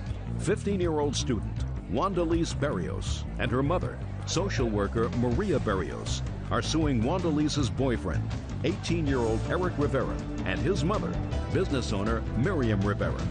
Maria says Miriam ran her off the road and vandalized her car. Miss Berrios, is this your daughter? Yes, ma'am. Sit down. And is this your son? Yes, ma'am. You sit down. Miss Berrios, it's your claim that Mrs. Rivera vandalized your car with you in it. Is that right? That's correct. And Miss Rivera says that she was angry, but she did not, in fact, damage your car at all. Now, what I gather is that your daughter was dating her son. Correct. These two. That's correct, Your Honor. And it's your claim that Mrs. Rivera didn't like the idea of her son dating your daughter. Is that true? Yes, by the ma'am. way? You weren't happy with this relationship? Correct. So why don't you tell me what happened on the day that your car was allegedly vandalized? On July 3rd, her son called my daughter, and they wanted to meet us in the fireworks. Okay, so it was July 4th weekend, there were fireworks. On the 3rd, and yes. Did he come to your house, or did you pick him up? And we met him in the fireworks in Altamont. Is that right? You met where at a park or something where they were having fireworks? Yes, ma'am. Okay. You watched the fireworks, and then you were ready to go home? That's correct, Your Honor. Good. Now tell me what happened. Okay, when we dropped him off in his house, and the defendant, she drove in front of my car, and she started yelling, threatening, and she tried to break my window, and her son came up and went right there in front of us. Just a second. She's in her car, you're in your car? Correct. Did she get out of her car? Yes, ma'am. Did you get out of your car? No, Your Honor. You stayed in your car, but she pulled up in front of you, cut you off? Correct. Yes, Your Honor. And got out of her car. What about her son? Did he get out of the car? We dropped him already. He was in his house. Okay, so he came out of the house. He ran out of the house, and he stepped between the defendant and I, right there by the window, because she tried to break the window with her elbow. And you're sitting in the driver's seat? Yes, ma'am. Then what did she do? And I did not respond to her request because the prior incident that I have with her, that she assaults me. So I did not respond to her request. And she wanted you to get out of the car? Yes, that way she could fight me. So I did not get out of the car. And I told my daughter, let's leave here, because prior to that, she grabbed since I don't open the window, she grabbed my windshield wiper. She smashed it because she was really mad and broke it. And then with her both fists, she was really pissed and dent my car. So at that time, I told my daughter, let's get out of here, let's report it. I went on reverse, I left the scene. She continued following me to my house. That's what I found out. I went to the police report, and I reported. And I put an injunction on Miss Rivera. You have photographs of the car? Yes, Your Honor. Can I see it, please? Are you two young people still dating each other or not? Yes. So I assume you don't want to be here? No. You don't want to be here? No. You don't want to be here. Is that right? No. Okay. Okay. Ready to hear you. Well, the incident on actually the 3rd of the morning of the 4th of July happened all because my son and his girlfriend, Diana, was attending my child who's mentally handicapped and my daughter, which is 11 years old. This lady had the audacity to go out there and pick him up, left my 2 children alone with another 18-year or 17-year-old child when he and her were supposed to watch my children, where my son walked away and got lost in the park where the fireworks were. And it was almost 2 in the morning by the time I was able to pick up my children from the park in the traffic. And when I got home, she was just dropping him off without no permission of mine, no knowledge where my son was. And I knew he was with her because his girlfriend, Diana, That's not Diana. No, that's not Diana. He has 2 girlfriends. Yes. And it might be 3, but right now 2. Anyway, when I got home, yes, I was very furious, capable of, even if she would have got out of the car, I would have smacked her really good, because how a mother could leave a child who is mentally handicapped. And just slap him. Well, I did that. Why just slap him? What are you slapping her for? Because she's the adult. She should have left him where he was. Just a second. You're not claiming she picked him up at your house. No, she went behind my back as a parent and picked him up in the park. How do you know that? That she went behind your back? How is she supposed to read your mind about what arrangements you had with your son? Because she knew. How does she know? Because he told her. Oh, baloney. But you're assuming that. True. You're assuming that. True. How tall are you? 6 foot. 6 feet. Healthy, right? As far as I know. How old are you? 18. And an adult. And if he's 17, he was still 6 feet tall and very healthy. Yes. Right? Are you suggesting to me, Miss Rivera, that your son went to Miss Berrios and said, I'm supposed to be minding my 2 siblings, but I'm going to blow them off and leave them here by themselves. So could you please give me a ride home? Is that what you think he said to her? That's what you're assuming, because you want to be mad at somebody instead of being mad at him. You're mad at her. What are you mad at her for? Because it's not the first incident that this happens. Put the blame where it's supposed to be. By the way, where were you July 3rd? I was at my house. Why weren't you taking care of your children? Because he was old enough to do it, and he wanted to go to Red Hot and Boom. He was old enough to do it because you thought he was responsible enough Correct. to do it. Clearly, he wasn't. Well, I learned my lesson in that part. So that was your error in judgment. You don't take that out on her car. I did not touch her car, ma'am. Oh, yes, you did. Oh, yes, you did. There is no question in my mind that you broke the windshield wipers off her car and smashed down with your fist on her car, causing a dent. Absolutely no question in my mind. And I'm not going to put these 2 young people in a position of having to testify, because it seems unfair to have to do that. I don't know if this is the girlfriend you want to be with or one of your other 2. That's your business. By the way, he probably does have other girlfriends. You understand that? Yes. Let me see the estimates of the damage to the car. Do you work? Yes. No, ma'am. What do you do? I'm a student. Where? Lighthouse Christian Academy. I have 3 estimates, and the cheapest estimate to do the work is $1321.89. Is that right? That's correct, Your Honor. You know that they're still dating? Yes. You resigned yourself to that? Actually, as long as he lives under my roof and I pay for his school, he has to obey by my laws. Which is? They want to see themselves, they could see themselves out of her house. I don't want him in her house because they're in illegal activities. And if he's in her house and there is a bus in her house and my son is put in jail for something that he haven't done, I'm going to hold her responsible for my son's Why don't you hold liberty. him responsible? He's 18 years old. He's 6 feet 1. You think that she can keep him out of her house? Yes. She don't have to open the door. Miss Rivera, you rely on him a lot? Yes, I do. I assume that you did rely on him a lot. Yes, I'm a single parent. I raised him by myself. You got to corral him. If you can't do it, don't expect other people to do it. If he doesn't follow your directions, and what you're saying is as long as he's living under my roof, breathing the air that I pay for, turning on the electricity that I pay for, eating the food that I pay for, then go out, get yourself a job, live on your own. You can do whatever you want to do. That's right. Your problem is that he is of help to you in the house taking care of your 13-year-old son. Yes. Yeah. Okay. Judgment for the plaintiff in the amount of $1,321.89. That's all. Parties are excused. You may step out. Ma'am, have a seat, please. Ms. Sierakowski, you were running some sort of a baby contest or baby pageant. Yes. And the defendant entered her baby. She wrote out a check. Her baby entered the contest. Her baby didn't win. She stopped payment on the check. You want your money, right? Yes, I do. The defendant says that the contest was rigged, so she stopped payment on the check. Tell me about this pageant. All right, Your Honor, this whole case is about this lady who has a major... Shh. Pay attention to my question. Then we'll get along just fine. I said, tell me about the pageant. I'll figure out what this lady has or has not. All right. It is a national pageant system. We did have a baby contest in it. Her baby did participate. Where is this pageant or contest held? It was held in Springfield, Illinois. How many babies were entered? There were 9 babies all told, 5 in her age division. So tell me how it works. You advertised and you said there's going to be a baby contest. These are the age categories. And it says that you have to send in a fee for the contest? Yes, you do. Okay, and how much is that fee? The deposit was $150. She pays the remainder of any fees when she reaches the pageant.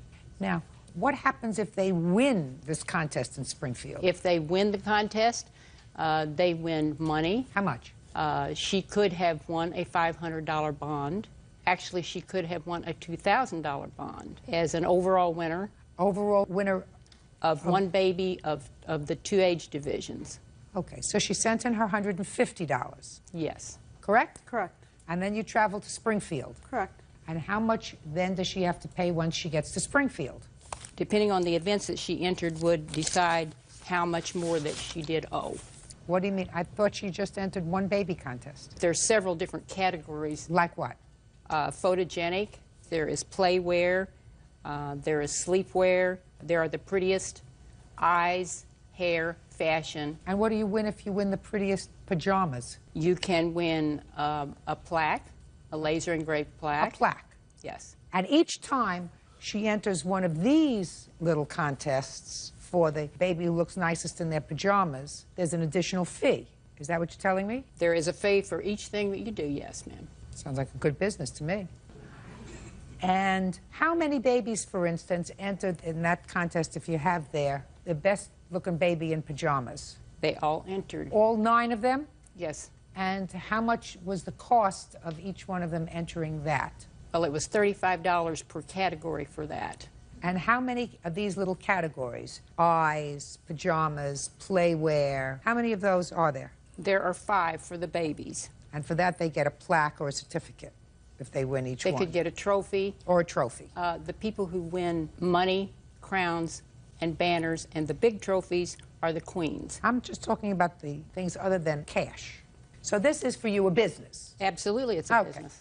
We're not talking about the baby who wins this contest gets to do some sort of a pilot for a movie. This is just pure ego on the part of parents. Is that right? I would say so, yes. Absolutely. It's just pure ego. Okay, Miss Doe, now I'll hear you. Okay, we did do the pageant. My daughter was offered the prizes of the state queens, the savings bond that originated from her state pageant that I attended in Michigan. That's the only reason we attended her nationals, to receive the savings bond. We went to nationals, we did the pageant, everything was fine, except for she didn't have the savings bond. She said she would overnight it to me. So I started on my way home when I started looking over Lily's scores, which were amazing. So I called the hotel. Just one second. So you tell me she owes you a savings bond? Correct. Do you owe her a savings bond from a previous pageant? No, ma'am, I don't owe her a savings bond. She did receive the savings bond. And, in fact, I didn't owe her the bond. The Michigan director did. She overnighted the bond to me. I told Miss Doe the day of the crowning it hadn't arrived yet, but it was coming, and I would send it to her. Did you send the bond? Yes, ma'am, I sent the bond. Well, I assume then you have the number of the bond, that you can trace it. Now, how much was the bond for? $100, Your Honor. It's a $100 bond. We're not talking about a lot of money. But if you didn't send the bond to her, and you were supposed to, that you have to do. Do you understand? Yes, I understand. Good. Perfect. I don't want to see anything. This is the letter she received with the bond, and it tells about the bond. So if she didn't get the bond, why didn't she speak up? I got this letter, but I didn't get the bond with it? That's what she says. She's lying. That's what she says. That. That's what she says. If she did not get the bond, she has to get the bond. All right, but let's go on with why you didn't pay the rest of these fees. I Madam. proceeded on my way home. I didn't check the scores. I just figured, okay, my daughter placed fourth. She's done that before. She's had her wins. She's had her losses. Well, how many contests have you entered with them? Beauty pageants, I've done maybe about a dozen of them. Why? They have prizes up to $10,000 savings bonds. It's always worth a shot. But anyways, I started checking the scores on the way home. My daughter has amazing scores, 9.8, 9.9. For instance, sleepwear, she got two 9.8s and a 9.9. Possible 30 points, she got, what would that be, 29.5. I've consulted with 2 other directors who said it's not physically possible 4 babies scored higher than a 29.5 out of 30 possible. Judges don't give straight 10s and straight 9.9s. I called her on the way home twice. Once she was in the pageant still, once I left a voicemail. She didn't return them. I contacted the state director who said to try contacting the parents. Maybe the parents will tell me the daughter's scores. That's not true. Well, don't speak. I heard from 2 parents. One. Yeah, listen to me. Okay. Don't give me hearsay. All right. Go ahead. Okay. I tried emailing her twice when I didn't receive the bond. Didn't get any results. So I filed a complaint with PayPal, the one I paid her through. They tried contacting her. She ignored them also and refunded my money because they couldn't reach her. They gave her 10 days to respond to the notice. Okay, and just one second. PayPal. What's PayPal? It's an online computer where you can pay them through your debit, credit. They didn't have anything to do with the bond. You told PayPal that you didn't receive merchandise. That would be the savings bond. You wasn't supposed to receive any second. merchandise from me. Shh. Don't speak to her. Judge Judy continues in a moment. If you have nothing better to do with your time than to take her around to show off her beauty, then what you're telling them from a very early age is that they are judged by the way they look, which is a very stupid thing to do. And later today, James had made threats to us and to our home. I don't want to When hear everything from turned violent, we had to have him escorted off the property twice. Real cases, real people. Judge Judy. Child Beauty Pageant Director Gladys Sirakowski says Victoria Doe owes for the entrance fee for her daughter. Victoria says she stopped payment because the pageant was rigged. Still, the reason that you stopped payment was not because of this bond that you say you didn't receive, because she wouldn't return that you my calls say you about the didn't scoring. receive. The problem was you thought your daughter should have won the contest. As a matter of fact, Not when you one talk, place somewhere higher. Yes, I do. 2 other judges or directors agreed. They weren't there. There were 5 babies in the listen division. to me. Don't speak to her. How many times do I have to explain to you not to speak to her? You say in your answer that you believe the pageant was rigged. That's why you didn't pay her. It had nothing to do with the bond. That's not true. Well, that's what you say in your answer, madam. And that's the only reason that this PayPal would not pay. If you had said to them, I entered my daughter in a contest and I think the contest was rigged and I want to stop paying, they would say, that's not a reason to stop. Listen, Ms. Doe, you want to schlep your daughter from one state to another to be in beauty pageants, that's totally up to you. I cannot discourage you from doing that. Sometimes she's going to win, sometimes she's not going to win. Sometimes somebody's going to be a favorite, and sometimes the whole thing is going to be a sham. If you have nothing better to do with your time than to take her around to show off her beauty, that's a very sad. How old is she? 2. I would say at 2 you should be sitting home reading books to her, not schlepping her around from one beauty pageant to another. If you don't understand by now that this lady is in business to make money. I understand that, Your Honor, but it's also her job to consult with parents. No, it isn't. You can't take the money. No, it isn't. You got to pay the money. You don't like this contest? Don't enter it again. You think without witnesses I'm going to find that this contest was rigged? It's not going to happen. I want to tell you something. Very, very good expression. Beauty fades, dumb is forever. What you're supposed to do if you have a daughter is to try to teach her that her mind is more important than her face. And I know that this isn't very good for the plaintiff's business, but if everybody out there would try to understand that what's in here is much more important long-term than what's here, and that usually children do not thrive from being schlepped from one place to another and primped and made up, dressed up, because then what you're telling them from a very early age is that they are judged by the way they look, which is a very stupid thing to do. Stupidity here does not get rewarded. She's entitled to her money, $321. Goodbye. Parties are excused. You may step out. I'm very happy to be getting the money back that's owed to me. If they weren't going to award my daughter properly, then I deserved the refund. But I'm not happy with the picture painted of pageants and my business. Everybody has their own opinions. She's got a big case of sour grapes. And now the next case. All parties in the matter of AG versus Horry, step forward, please. Rebecca Agee and her fiancé, James Crane, are suing their former friends, Scott Horry and his wife, Sarah, for moving expenses and the value of personal property. The Horrys are countersuing for lost wages and emotional distress. Mr. and Mrs. Agee, you and the defendants had been good friends. According to you, you were living in Oregon, is that right? Yes, Your Honor. And both couples decided that they would be better off in their lives if they relocated to Iowa. Now, who came from Iowa? We did, Your Honor. So you agreed to sort of split the costs of moving and travel together, and once you got to Iowa, Mr. and Mrs. Horry were going to help you find a job.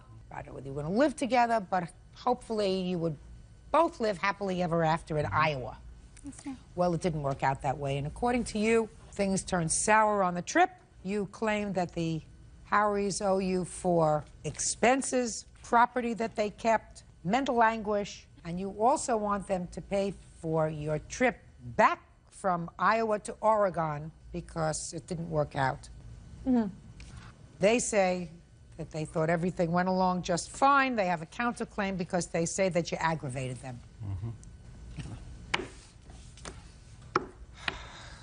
Breathe. Breathe. All right. Let me hear it succinctly. We thought that they were really good friends of ours when we met them. We moved into 10 Mile, Oregon, and they were our neighbors, and we invited them over many times for everything. Let's cut to the chase. You decided to move to Iowa with them. We moved to Iowa with them. When we got to their home in Iowa, they were rude to us. They put us in a small room with 2 cat boxes.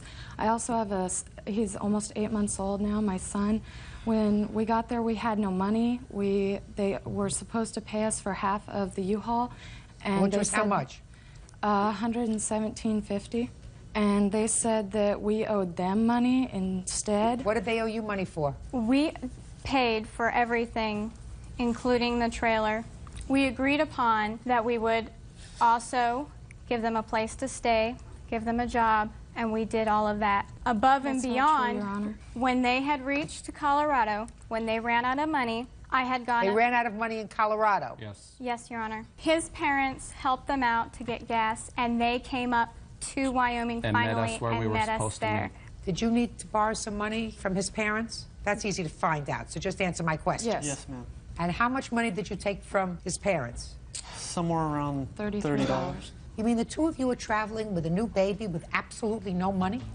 Now, wouldn't it have been more prudent to stay in Oregon and save a little more money? Save $500, $1,000. Save it up so that you're not driving around with an 8-month-old baby with no money. We had the money, ma'am. We ended up paying for the U-Haul. Mr. Horry paid for the deposit on the U-Haul. Are you saying $117? Is that what you're talking? That's how half much? of it. That's half of it. The full amount was $230-something, I believe. Yes. We would have had the full amount if they would have given us the money when we got there to make it all the way. You're just not following me. I'm sorry. That's a big trip to make. Yes, it I mean, is. unless things are so terrible in Oregon that you weren't surviving there. We were hoping for a brand new start, something new. They guaranteed him a job when we got there. You can't guarantee anything. No, you don't rely on anybody for anything. Yeah, we've learned that in the past Well, you couple don't. months.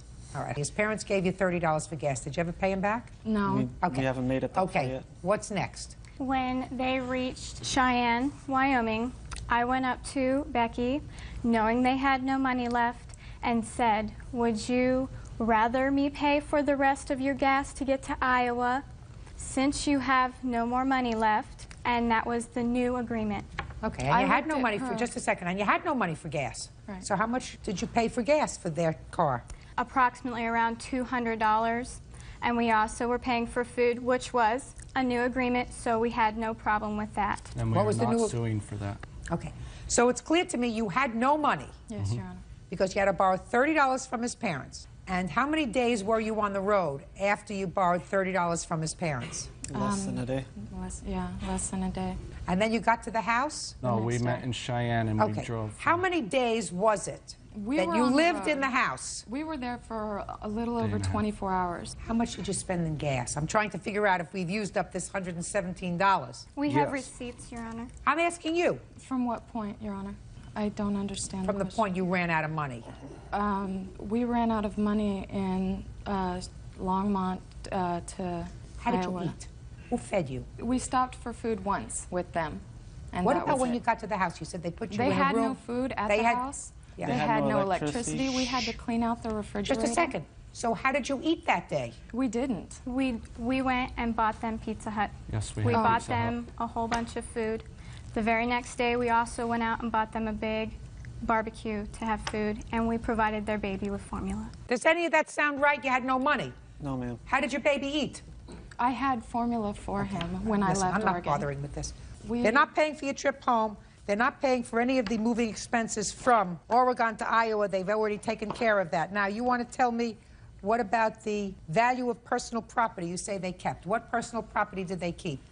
They pawned our television set and... TV. What happened to their television sets? Yes, we did pawn it because she gave us every permission to sell all their stuff when they left, because they left and they had no intentions to come back, and she made sure that I kept her green tub. She had a green tub full of personal belongings, like pictures, birthday cards, and stuff like that, that she had said meant so much to her. So I promised her and I swore to her we would not get rid of that stuff. And for 2 days straight, it was, what do we do with your belongings? That's the first not true, Your night, Honor. it was... He asked me how long I should keep, he should keep it. The first night, I understand everything was in an outrage. She had said, I don't care what you do with my stuff, just don't get rid of my big green bucket. Now, how much did you sell the TV for? Somewhere around $80-some is what we got for it at the pawn shop. Okay. Now, let me hear your counterclaim. We're suing because, or countersuing because James had made threats to us, to our vehicles, and That's to not our true, Your home Honor. I don't want to hear when you. everything I'm turned speaking. violent and he was starting to push his way around, and we had to have him escorted off the property twice. Your Honor. Our neighbors... When was that? It had to have been in August. I'd say around the 25th. And you haven't seen him since? No, we haven't. Shh, speak now. And you haven't had any contact with him in many months, is that right? Nope, not except for What through you. else? And loss of wages is all we're suing What loss for. of wages for what? We think it is a waste to be here. You should have said no. What, no isn't part of your vocabulary? No. There you go. Somebody calls you and says, would you like to have your dispute resolved before Judge Judy Scheindlin? And you say, no, I'm sorry, I don't want to miss work. There you go. Okay. Right? Yeah. So you get nothing. Ma'am. Zippo. That's cool. Good. Cool. You get $80 for your TV. And go. Have a happy life. Goodbye. Parties are excused. You may step. Ms. Thompson, according to your complaint, the defendant was your supervisor at a work-study job that you had secured. And you say that she maliciously defamed you, causing you to be fired from that program, causing you all kinds of problems, losing your work-study grant, losing tuition, losing money, and you want her to pay you $3,000 in damages. Correct. Ms. Pence says she was, in fact, your supervisor. You were, in fact, on probation for the first 60 days of your employment there. She found your work unsatisfactory. She reported it, and you were dismissed. Is that right? That's correct. Okay. What kind of place is this where you were working? Animal shelter. You have a particular interest in that? Yeah, well, I started, yes. I like animals. I liked working there. I started back in May before I was even put on the work-study program. What do you mean you started? As a volunteer? No, I was actual employee first back in May before the shelter was put on the work-study program through the college that I'm at. So you worked there in the month of May? Mm-hmm. You worked there in the month of June? Yes. And then decided to use it as a work-study starting in July? Correct. Did you have to get approval from anyone at the shelter before you did that? Yes, I did. Who was that? Tawny. The defendant? Yes. Now, when did you start having trouble with her, Miss Pence? I had started out with some troubles with her on the phone, giving advice. I had verbally reprimanded her for that. Then, like what? She had told somebody on the phone who had called in and lost their cat that maybe somebody had picked it up and used it for target practice because it was a Maine Coon cat and they looked something like raccoons. Did you hear her say that? The lady called me and complained to me herself. Did you speak to the plaintiff about it? Yes, I did. And what did she say? She said that she wasn't a grief counselor. Is that what you said to her? No, Your Honor. What did you say to her? I said that when the woman called in, she was very upset. She had lost her cat. I had no idea what a Mancoon cat was. She explained to me what it was, that it looked like a raccoon, and she was telling me that that she was afraid that somebody might have shot her cat because this is not only the first one that she has lost. So what did you say? I told her, I said, well, that could possibly well be that somebody might have shot it. I said, I really don't know. I don't know what to say to you. Okay, fine. Anything else? She was rude to customers. How and when?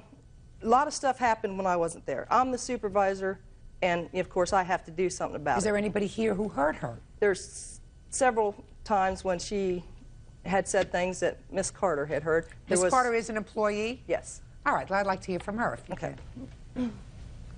Miss Carter, how long have you been working at the shelter?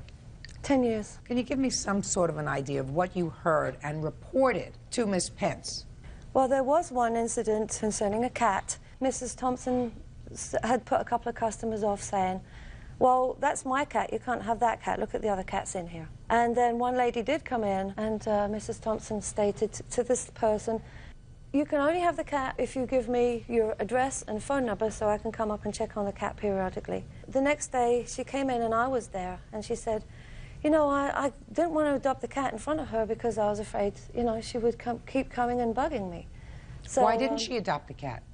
I had no idea. Why didn't you adopt the cat? I didn't want to adopt the cat. The cat had been there for a very long time, and I simply went to the manager at one point in time and said that if nobody adopts this cat, would you mind if I take her home? You mean take her home and adopt her? Yes. That yes. is a lie. I did ask her that, and that was before she went on vacation. When she left to go on vacation, So why didn't you just take her if she'd been there for a long time? Because she never told me if I could have her or not. And the witness over there can say, because she was there when the woman said, well, I'll be glad, you know, let me take your phone number and I'll call you, you know, maybe you can come over and we'll get together, you know, after the fact that she had already adopted Is that the cat. only thing that you remember? No, there was another incident that was I thought was pretty bad. Mrs. Pence here was on vacation, and I believe I went out on a run and to pick up some supplies at Walmart, and I ran into two co-workers that had worked with Mrs. Thompson the day before. And they had both complained that she had been cruel to the animals. That she had been what? Cruel to an animal in particular, one particular dog. So when I got back from my run, I just said, you know, I'm going to call a meeting and I want everybody in the office and I'm going to get down, you know, find out what the truth of the matter is. And I just brought the subject up. I said there was a dog that was hosed down yesterday with scalding hot water. I wasn't there. I want to know if this is true. Mrs. Thompson had denied it, and she said, well, the dog does love to play in water, and he did. But this particular hose was only attached to a hot water spigot. Mrs. Thompson said, yeah, I did do it, she said. But the water was not hot. And another person that was another staff member said she had seen steam coming off the dog. Judge Judy continues in a moment. She told me, she said, that he's good looking, and I told him that I would take him and tie him to a chair and do something. I was joking around with him. And bad, Miss Thompson. And later today, she started throwing our stuff out of the house. Why do you think she would do that? I feel that she was just jealous of everything that we had. You're living with her because you have no place else to live, and she's jealous of you? I don't understand that. Real cases, real people. Judge Judy. Michelle Thompson says former boss, animal shelter manager Tawny Pence, defamed her character and caused her to be fired. Tawny says Michelle was rude to customers and cruel to the animals. When did you report that you wanted her dismissed? After she had made lewd sexual comments to our assistant dog warden, and she told me herself that he's good looking, and I told him that I would take him and tie him to a chair and do something, or take him, tie him to a chair and take his clothes off and do something to him, and I said, you did not say that. She said, yes, I did. I said, that is sexual harassment, and I will not put up with it. Did she have that discussion with you? She did say something to me about that, but I never said anything about taking his clothes off. Shh. Did you have any discussion with him at all? Because that's easy. I can call up and find out. Yes, you did. I did. That might have been inappropriate. I didn't think it was. I was joking around with him. And bad, Miss Thompson. Women can sexually harass men just as men can sexually harass women. And companies are responsible for that if they know about it and if they fail to take action about it. Do you understand? I can understand that. Okay, so you might not have said take your clothes off, but if you indicated to him that you thought he, you know, was a cute-looking guy. To be very honest with you, I do not know what I said to him. I cannot remember. But it was something that you didn't view as sexual harassment, but it was something social. Let us say social. Then she had written to one of my rescue groups. A rescue group has come in and they rescue the animals and they get them altered and get them up to health. And she had sent them an email. She was bound and determined to let these people know we were not a kill shelter, and yes, indeed, we are. Do you have a copy of the email? Can I see it? Your Honor, when I wrote that, I was at home and I went on the website. It's like Pet Finders to see what animals are up for adoption. And it had on there that he was going to be killed and if he wasn't adopted. And I didn't know that that's what was going to happen to him. My understanding was that they were going to give him the heart treatment that he needed and that he was going to be adopted out. I mean, I didn't feel that I said anything bad to her. She knew that we were a kill shelter and we had, you know, to put dogs down at times. In any event, there was some issues between the two of you, is that right? Yes. And as a result of those issues, you picked up a telephone and made a call, or you filled out a negative report? I just dismissed her. I talked to my boss, and I said, you know, this is getting to be more of a problem than it's worth. I've tried. I've given her every leeway I have to, you know. Whatever, you're entitled to fire her. Having a job, unless you have a contract, is just that. You serve at the pleasure of your supervisor. And not every firing is a lawsuit. Certainly, you acknowledge that you made inappropriate comments to another worker there. You said, I don't think that was really sexual harassment. But she said, I'd had enough. She's allowed to fire you. I don't know when it came in this country for every employee to feel as if they have a God-given right to their job. But I honestly believe that she's doing this because of other things. She wants another position. There was nothing. There's no position higher than mine. That's all I can't speculation. get any other position. I'm speaking. I'm sorry. That's all speculation, Miss Thompson. Sometimes there is a clash of personalities. Let us say that this was nothing more than a clash of personalities between you and your supervisor. Then why wouldn't she give me those reasons on firing me? Instead, let's say that that's all it was, a clash of personalities, and she doesn't want you working anymore. She's entitled to fire you. Why lie about it? Why not tell me that this is why instead of lying? I didn't say it was a clash of personalities. I said to you, you are not entitled to this job. She is getting information that other people are reporting to her, like this lady. But if that was true, then why would I try to make all kinds of attempts to have these animals adopted out? When she was on vacation, I adopted out 14 in 2 days. No, if I was that mean and nasty to people, then why would they continue to come in there? Miss, listen to me, Miss Thompson. You're not following me. What I'm saying to you is there were certain parts of your job-related responsibilities that either she or other staff members had problems with sufficient to cause her to say to the school, I don't want her working here anymore. These are the reasons that I have to give you that have been reported to me. And she blatantly lied. Within my position that may at be. my school, you have no God-given right to a job.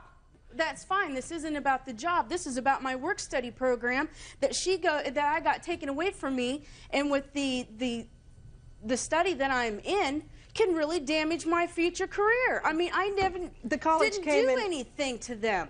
You know, it's possible. Okay, I didn't want a friendly relationship with her because she was my boss.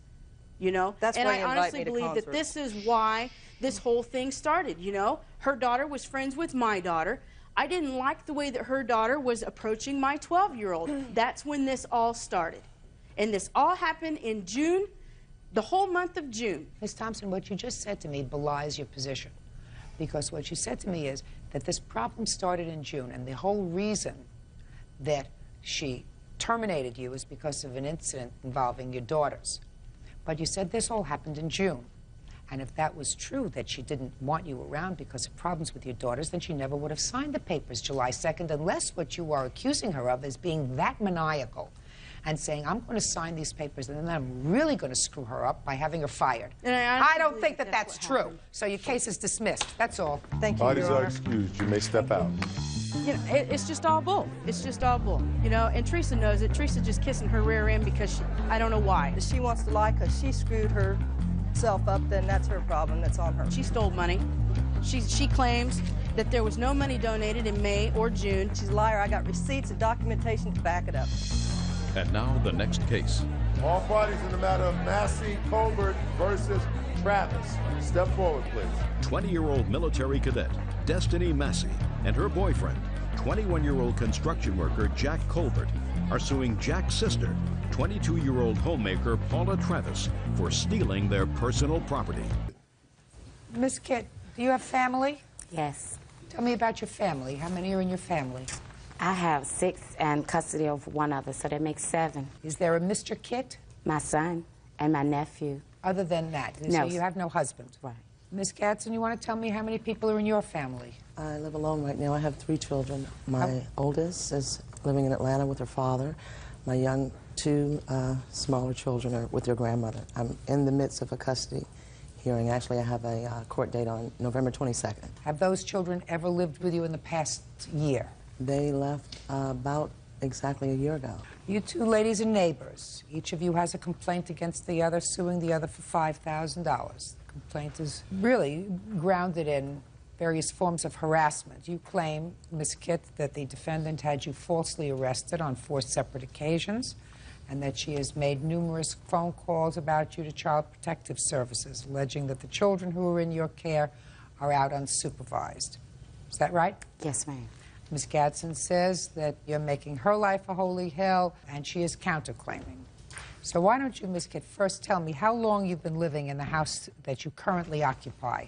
I moved there exactly January 1st of year 2000. And how long, Ms. Gadsden, have you been living there? I moved there 94. I've been there 5 years. So you've been there a long time? Yes, ma'am.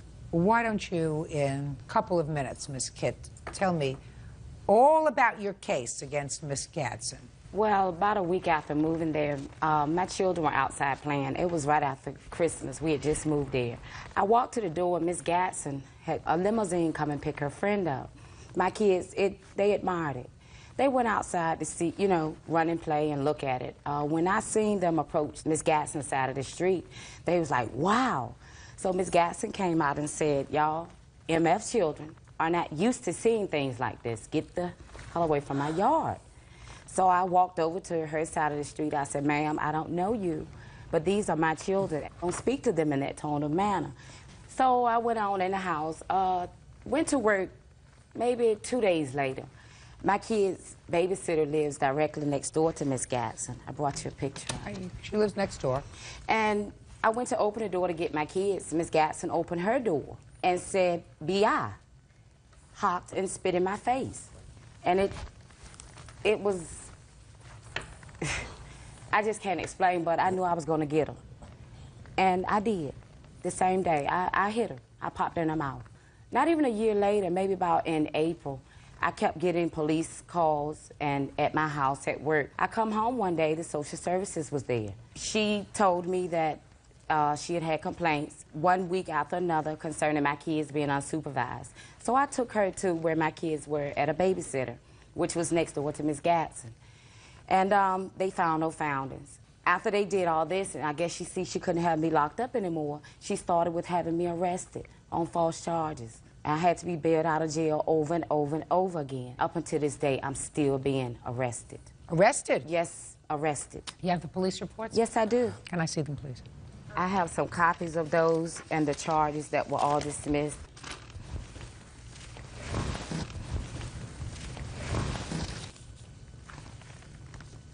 How many times did you have her arrested for damaging your car?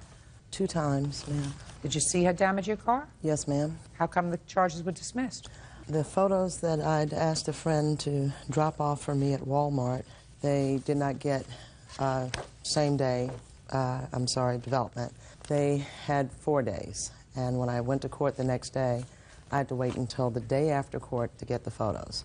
So the judge dismissed it because I didn't have proof, which made me very upset with my friend, of Your course. Honor. You think I believe that story? I don't believe that story for a minute. Let's go back a minute, Miss Gadsden. You have 2 young children. How old are your children? 6 and 8 years old. The children were removed by social services? Yes. They were not removed from me. They were placed with their father temporarily. They were placed with their father by social services. Okay. They were actually picked up. My oldest daughter was home with the children, and she walked out.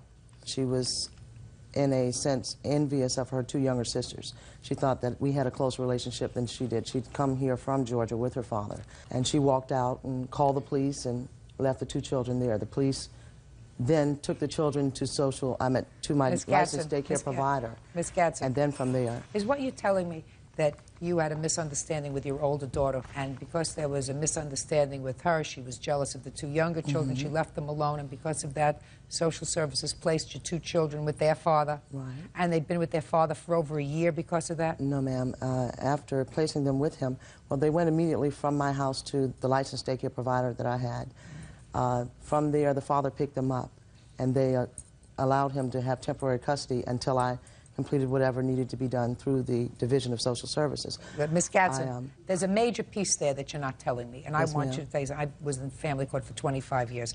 I don't know if it's substance abuse involved. No, none. I don't know if there were prior incidents of leaving the children alone. I'm not sure. I don't know. But I know that if what the original story that you told me was that this was a misunderstanding with your older daughter, that your two younger children would have been back in a blink. It was not that. Judge Judy continues in a moment. Have you ever been arrested for anything? Yes, assault and battery. What else? Forgery. After 92. Petty larceny. I don't remember the years, but I know charges. Real cases, real people. Judge Judy. Lynette Kitt says neighbor Tanya Gadsden has had her falsely arrested on 4 separate occasions. Tanya says Lynette hangs out with drug dealers. No. So now I hear a whole bunch of false arrests and a whole bunch of stuff that you've been aggravating her. Now let me hear how she's aggravated you. If I may begin with, there are other people living in her house, and they are individuals that aren't on leases there. They reach in their socks and they give her things that she pays for at the door, and I have witnesses that have written statements, and I've kind of highlighted where the drugs are in our neighborhood, and there's definitely drug trafficking going on in that vicinity. My last day coming home to my home, I watched an individual walk up to Mrs. Kitt's window. There is an individual, I would not like to call his name, that is banned from our neighborhood, that was known to be shooting in our neighborhood. I've made several police calls about that is in Mrs. Kitt's home now. Mrs. Kitt, from 7 in the morning to about 2, 3 in the morning, it's like a blowhorn from across the street to the street behind my street to a lady by the name of Renee that she's now pulled a knife on and had Renee removed from the neighborhood. Renee pulled a baseball bat in return. On July, the 12th day, I rented that limousine for my friend, not in September. There were children from the neighborhood, yes, but they weren't Miss Kitt's children. It was Mrs. Kitt that, as I said, excuse me, coming down from my front grass, the kids were all looking, and yes, and I brought my friend outside as a surprise because he'd done a very kind thing for me. And I said, excuse me, please. And she replied with vulgar language, and I was really torn up that I had to be assaulted to do something nice for a friend by this lady across the street. I have, Your Honor, I don't know how else to say, just had about 7 court dates with Miss Kitt. Just a second. Miss Kitt, would you tell me how many children who live in your home are your biological children? 4 of them are, Your Honor. I'm confused. 5 or 4? Well, I count my nephew. I have custody of him. But biologically, 4 of mine live there. Okay. What other children live in your house? None other, and no one else, Your Honor. Have you ever been arrested for drug sales? No, ma'am. Other than the arrests that were caused by complaints by Miss Gadsden, have you ever been arrested for anything? Yes, assault and battery. When? 2 years this year. Who was the complainant in that case? Another young lady. From the neighborhood? Yes. And what was the result of that case? Dismissed. Did she allege that you assaulted her? Yes. Yes, and she did. Did you allege that you were the victim and that she assaulted you? I said I didn't do it. You said you just didn't do it? I didn't do it. Did you go to trial? Yes, I did. And you were acquitted after trial? Yes. And that's the only arrest you had anywhere? Oh, no, ma'am. I have some, like 10 years ago. For 12 what? years ago. What else? Driving. Other than driving? Forgery. What year? 92. After 92? 94. For what? No, 96 was driving. Between 92 and 96? Petty larceny. I don't remember the years, but I know charges. When was the last time you were incarcerated? Think carefully. 96. How long? 45 days. Is that on a plea or a conviction? Conviction. Who watched your children? Their fathers. Two of them were in DCS because their fathers were Navy. Now, Ms. Gatson, I'm going to ask you the same question. Other than instances involving Miss Kitt, have you ever been arrested? Yes, ma'am. When was the last time you were arrested? This was dated on, if maybe the deputy could help me. No, just tell me. It had nothing to do with Miss Kitt. Indirectly, yes, ma'am. This was a summons that was for my children's father and I for court, and Miss Kitt thought this was a summons for her and I in court, and I have a witness here that watched her take the summons off my door. Other than anything having to do with Miss Kitt, have you ever been arrested? This is a failure to appear. Listen to me very carefully, Ms. Gatson. Other than any instance that even tangentially involves Miss Kitt, have you ever been arrested? I don't think so. Don't give me I don't think so. In my home, prior to 2000. In your home, out of your home, in the theater, in a restaurant, in the street. Have you ever been arrested in When the this car? individual came to my door, Just answer yes or no. Yes. You have been arrested. The officer accidentally arrested me, and he was the one that had assaulted me. Okay, fine. Other than that instance, madam, yes, other than that instance, prior to 2000, have you ever been arrested? Prior to 2000? Yeah.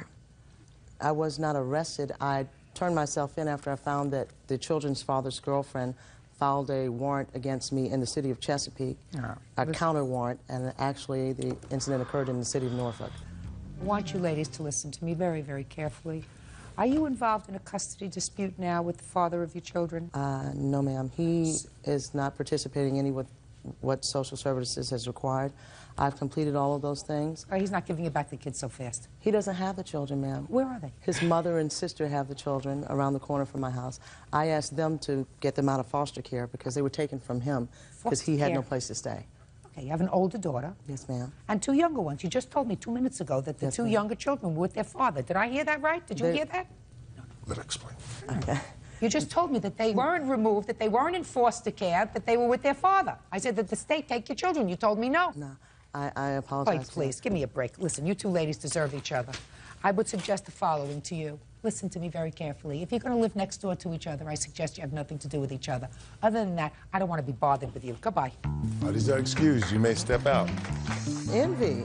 There's a lady that's on the porch on a chair all night long. She never lets up. She let the judicial system keep me down, but it's not going to keep me down. The young lady wanted a lot of attention. I just know it'll never be over. I think I've been getting all the attention in the neighborhood. I'm a good friend. I would give her a glass of water. She needed it off the street. I've got limousines, Lexuses, SC Lexuses, all sorts of nice things coming through and nice people coming to visit. She's a serial neighbor. Evening gown, dates, tuxedos, and she has nothing. She spit in my face. I opened my door, heard her on the porch at the neighbor's house, reached over to check my mail, and someone stepped up and did that. Something is wrong. Definitely wrong. I'm moving. You'll never see me again. She needs a straight jacket. I'm gone, Mrs. Kitt. I'm gonna keep praying. And now the next case. All parties in the matter of Hall versus Carlton. Step forward, please. Registered nurse Cynthia Hall is suing artist Della Carlton for the money she paid to have a mural painted. Cynthia says Della did a poor job. Miss Hall, you hired the defendant to paint a mural in the nursery, in your baby's nursery. Yes, Your Honor. Paid her $200. Yes. She painted the mural. You say it was less than quality work. You want your money back. Yes, Your Honor. And it says she did a reasonable job, and you're entitled to nothing. How did you find the defendant? I went to a local baby store called Gore's in Sacramento, and they had a portfolio of her, and she really had a really nice portfolio there. So I was kind of at the end of my pregnancy and really wanted to get someone to do the mural for me right away. So. And in her portfolio, did it list references? I didn't see any references. Did you ask her for references? No, I didn't. And she came to your house? She came to my house. First, you called her on the phone? Yes. Did you set a price with her on the phone? Over the phone, we didn't really set a price. She actually came out, and I kind of discussed with her what I was wanting, but no price was set over the phone. And so you discussed price when she came out to the house? Yes. And she was going to charge you? Originally, I told her $300 for the labor. And then? Then later I realized I hadn't told her that I usually got $30 for supplies. So the total cost, I priced it at $330. Okay. And then she told me that she was on a limited budget and that she didn't want to spend any more than $200, including supplies. So I agreed to that, and I came out to her house and did the artwork. And how long did it take you? 4.5 hours plus. Okay, can I see the picture of what you did? Yes, Your Honor. What I have here is her photos. I have the photos from Gore's because she did the bathroom there, a mural in the bathroom at Gore's. I'm not interested in the photos from Gore's. You made the selection. You selected her as an artist. That's your problem, Miss Hall. Okay.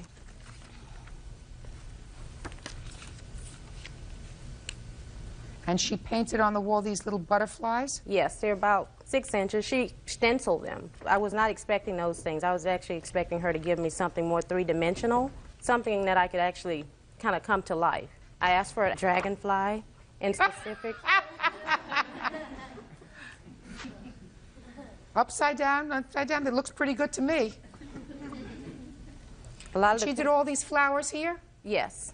Looks lovely. You can see the eraser marks that kind of still showed through. After it dried, it really, really showed through.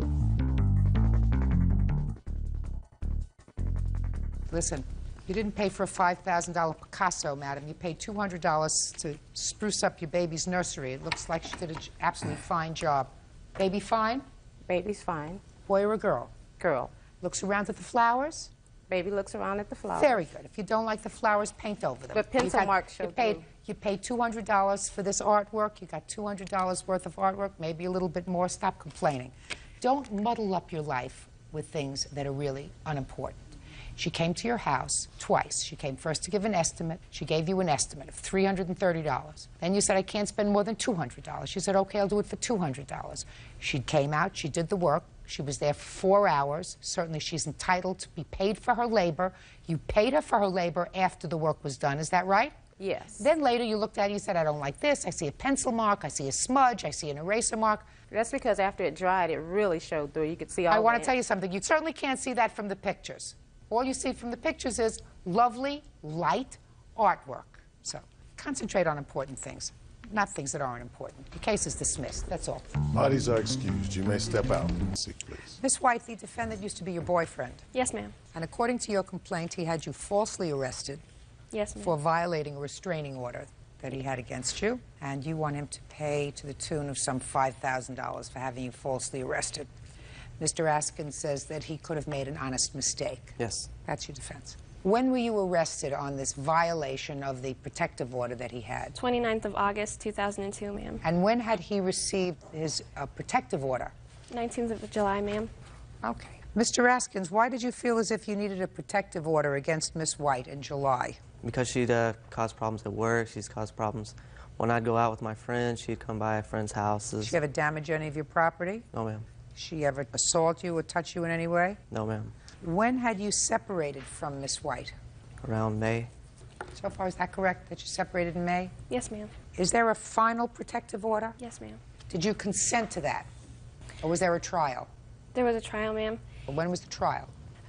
The trial was on the 1st of August, ma'am. Okay. He filed for a protective order because he said you were harassing him. Then on August 1st, there was a trial on his request for a permanent order. For a year or 3 years? Forever, as far as I knew. It'd be permanent. Nothing's forever. Let's say for a year. There was a trial. Did you have a lawyer? No, ma'am. Did you testify before a judge? No, ma'am. How could there be a trial? Did you have a trial in secret somewhere? We had a trial, ma'am, and we were moved to a different courtroom, to a judge that usually doesn't do restraining orders. I don't care whether it was a judge. Did you have a trial before a judge and give testimony before a judge? Mr. Askins did, ma'am. And what about you? No, ma'am. He just asked me if I wanted any contact with Mr. Askins, and I stated no. At that time, he made it permanent. All right, so on 8/1, he was granted a permanent order of protection. Now, Mr. Askins, I want you to tell me what happened on August 29th that caused you to have Miss White arrested. I was over at a friend's house. It was 2 other friends and myself. We were outside. It was late, probably 2, 3 a.m., something like that. And a car pulled up. When we got out, started cussing. It looked like Mandy White. Just a second. It's 3 o'clock in the morning. You're outside, and a car pulled up. Were you sitting outside on somebody's porch? Were you sitting outside on a curb? Were you sitting outside on a grassy knoll? Where were you sitting? Sitting outside on the porch. And how far away was the truck? Probably 30, 40 feet. And it's dark outside? Yes, ma'am. So a truck pulls up, and very slowly you're going to tell me what happened. A woman got out, started yelling cuss words. Who got out? A woman that looked like Mandy White got out, started yelling cuss words. I called the police and told them that I couldn't be 100% certain that it was her, but it did look like her, and the car was like hers. And from there, they arrested her, and the DA picked up the charges against her. You mean you're sitting 40 feet away, and the person actually got out of the car and started to curse at you, and you couldn't tell that that person was your girlfriend or not? Not 100% with it being dark. Miss White, before the 29th of August, could you tell me why you were bothering him? I wasn't, ma'am. Why would he think you were bothering him? I don't know, ma'am. Where were you on the evening of August 29th? I was at home asleep, ma'am. Could you tell me where you were when the police arrested you? Yes, ma'am. I had left for work that morning at 4:40, and we go to Peterson Air Force Base to pick up a van, and we drive it to Straver Air Force Base. And I had gotten my weapon, and I was on post already, and my supervisor came and relieved me, and they took my weapon away in front of everybody and said that I needed to go to the commander's office. We went to the commander's office, and they then told me that I was under investigation for disobeying a lawful order, which was to stay away from Mr. Askins. Then they also told me that I had a warrant out for my arrest. So Master Sergeant took me to the sheriff's office in Colorado Springs, and they arrested me at that time. And then the Air Force did an investigation also, and everybody was interviewed and investigated while I was I'd like to see the interviews. Yes, ma'am.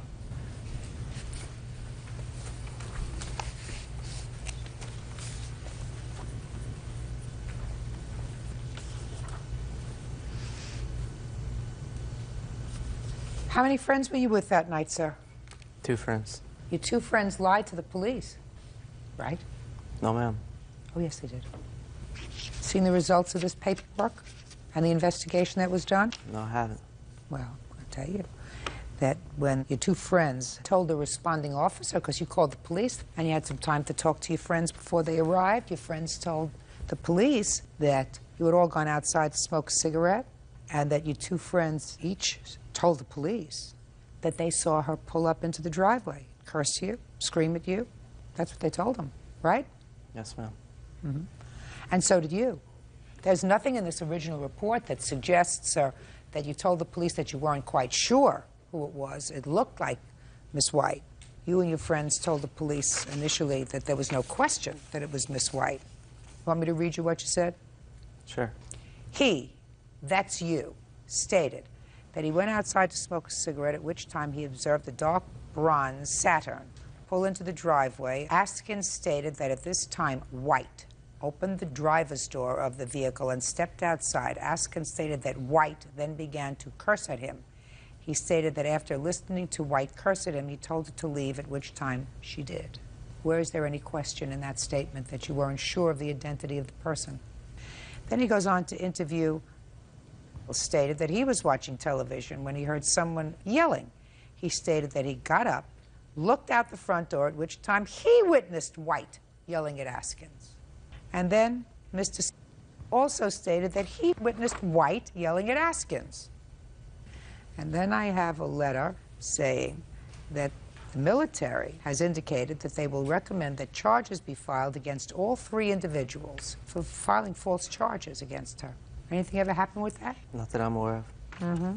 The statements that each of the 3 of you gave to the responding officer were directly contradictory to the statements that they gave later. That's what it says here. You want to look at this? No, ma'am, that's okay. Well, Mr. Askins, how do you respond to that, sir? That their statements were different? Mm-hmm. How were they different? Well, it's different when you say it could have been my ex-girlfriend, but it was dark and I couldn't be sure. That's different from, it was Miss White. No question. That's different. Don't you see it's different? Yes, ma'am. Can you think of any reason, Miss White, why Mr. Askins would want to be vicious and vindictive? Because I broke up with him, ma'am. Did you? Yes, ma'am. Tell me about it. We were together for about 6 months, and we had lived together. And he was very, very controlling. He would get upset when I wanted to see my family, and he wouldn't let me go. So I told him we should just be friends, and we were going to sleep in different bedrooms because I had a 2-bedroom apartment. He said that was too weird, and so he moved out. And then he just kept following me, and his truck was parked near my apartment at all times of the night. Did Miss White break up with you? It's more of a mutual thing than anything. Explain it to me. We were just fighting, weren't really getting along, and Did she tell you that she wanted just to be friends and that you could share the apartment but not her bedroom? Did she tell you that? yes. And I did move out and also left like certain items, so like a couch, so she wouldn't be without a couch and stuff like that. But she broke up with you. She told you she wasn't interested in continuing the relationship as it had been. Is that a fair statement? Yes, ma'am. Now, so can you explain to me what would be her rationale? What would motivate her to stalk you if, Mr. Askins, she broke up with you? Tell me why she would come stalking you and cursing you. I have no idea. She's not psychotic, is she? I don't know. Are you? No. Miss White, I have to make a judgment. And this is a very serious judgment that I have to make, because usually when you have a victim of a crime, if we were to award civil damages to someone who was harmed by being falsely arrested, that might have a chilling effect on the entire justice system, because people would have fear of coming forward, unless you can demonstrate to my satisfaction or to a court's satisfaction that someone maliciously and without cause filed a report that they knew or believed was either untrue or probably not true, and the police acted on it. Do you understand? Yes, ma'am. So what do we have here? We have a guy who was told to get out of the bedroom, that you were no longer interested in having a romantic relationship with him. He's out at 3 o'clock in the morning with some of his buddies, drinking. The 3 of them tell the exact same story to the police, that they saw you at a time when it was confirmed, evidently, through investigation that you were home. Couldn't have been you. As a result of which you were arrested, you were humiliated, and you want to be compensated. Yes, ma'am. I'm satisfied that what he did was malicious. And this is probably one of the first times that I've been so satisfied.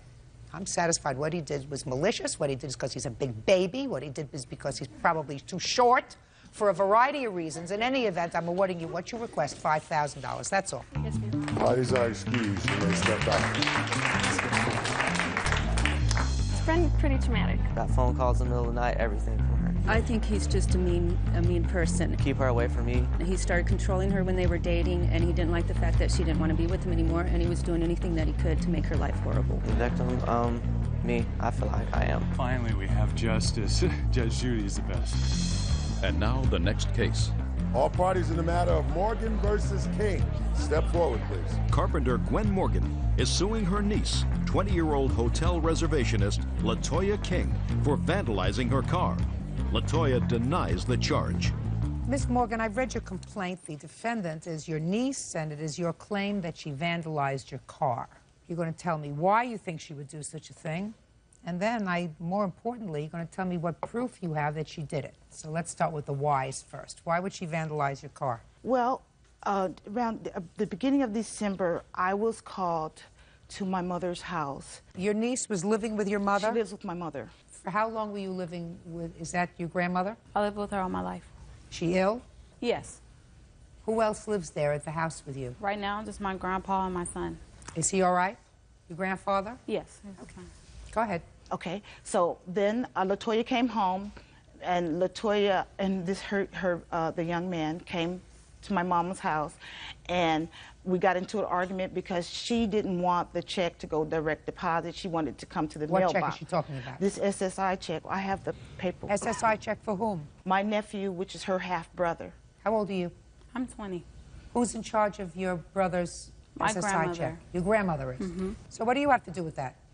Well, the thing is, I'm my mother's provider because my mother's ill and mostly bedridden. What do you mean you're a provider? What does that mean? In-care health care provider for the elderly people. You don't live there? No, I don't. I don't, but I was hired to take care of her. Whatever, I don't want to get into that. You got into an argument with your niece over who was going to be in charge. Over a check. Whose check was going to be? You got into an argument with your niece over who was going to be in charge of finances.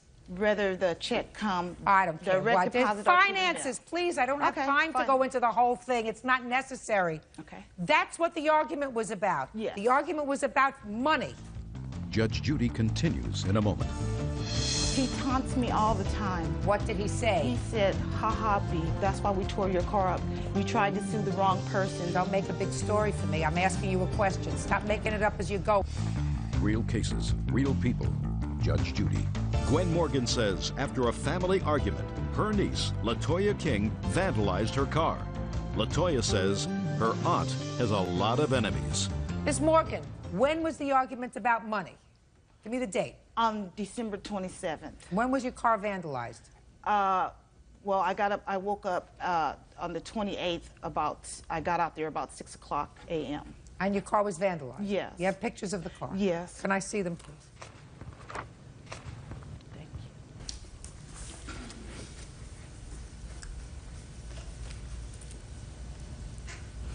you. Okay, clearly somebody vandalized your car. They flattened your tires, scratched it up, painted it up. Nasty.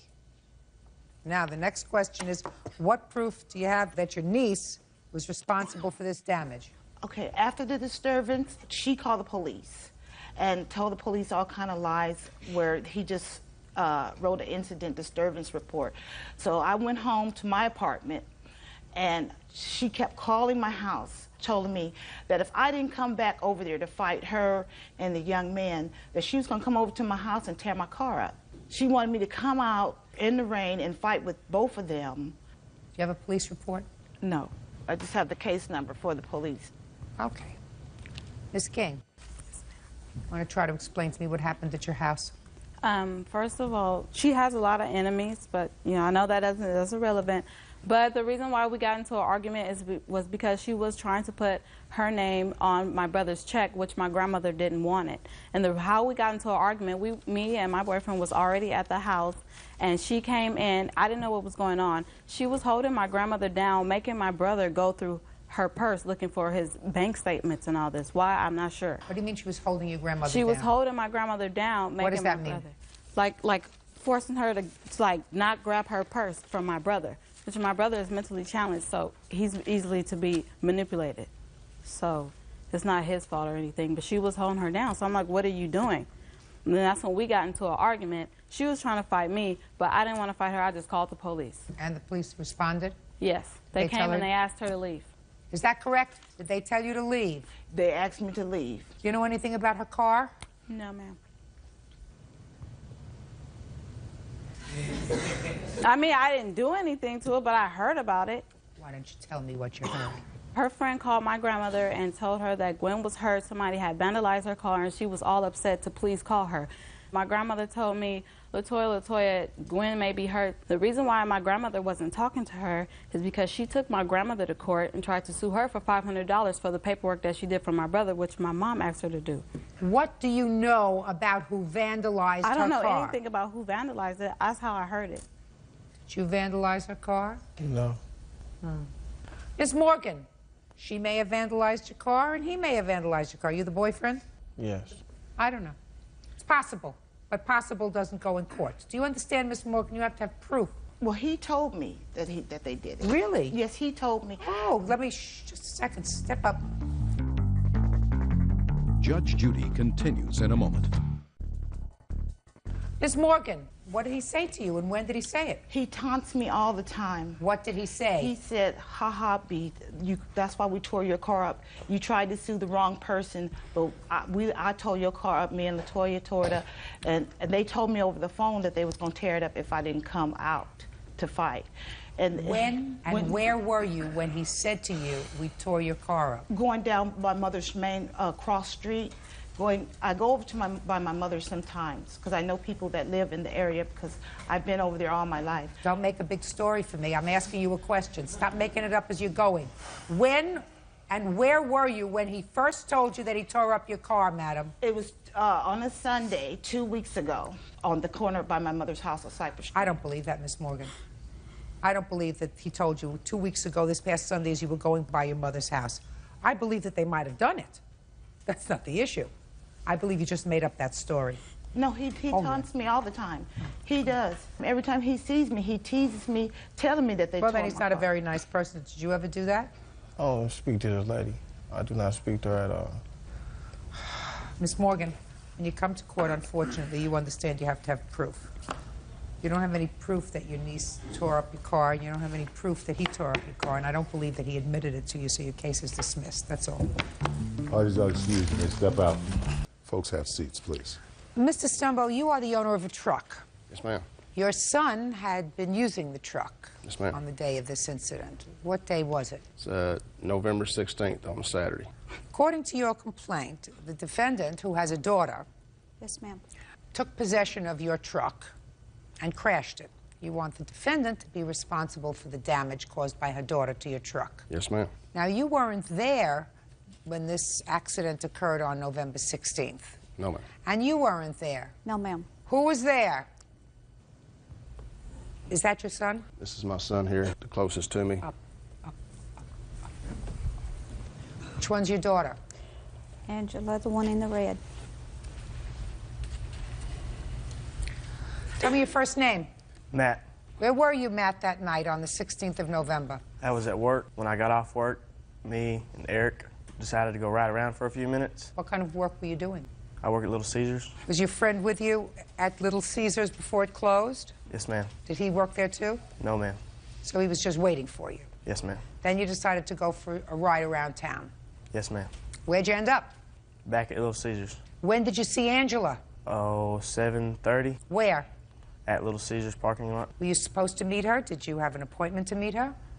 No, ma'am. I was just coming over there to ride her moped. Who was she with? She was by herself. She was all by herself in the parking lot at 7:30 at night?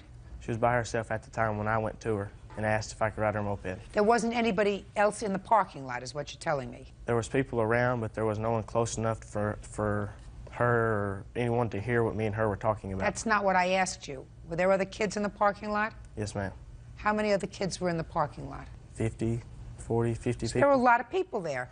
Oh, yes, ma'am. That's what I want to know. I mean, I'm trying to create a picture for myself, Matt. This was a whole group of kids, 50 kids, and she happened to be one of those 50 kids, and you saw her standing there, and she was near her moped. Yes, ma'am. And you knew her from before?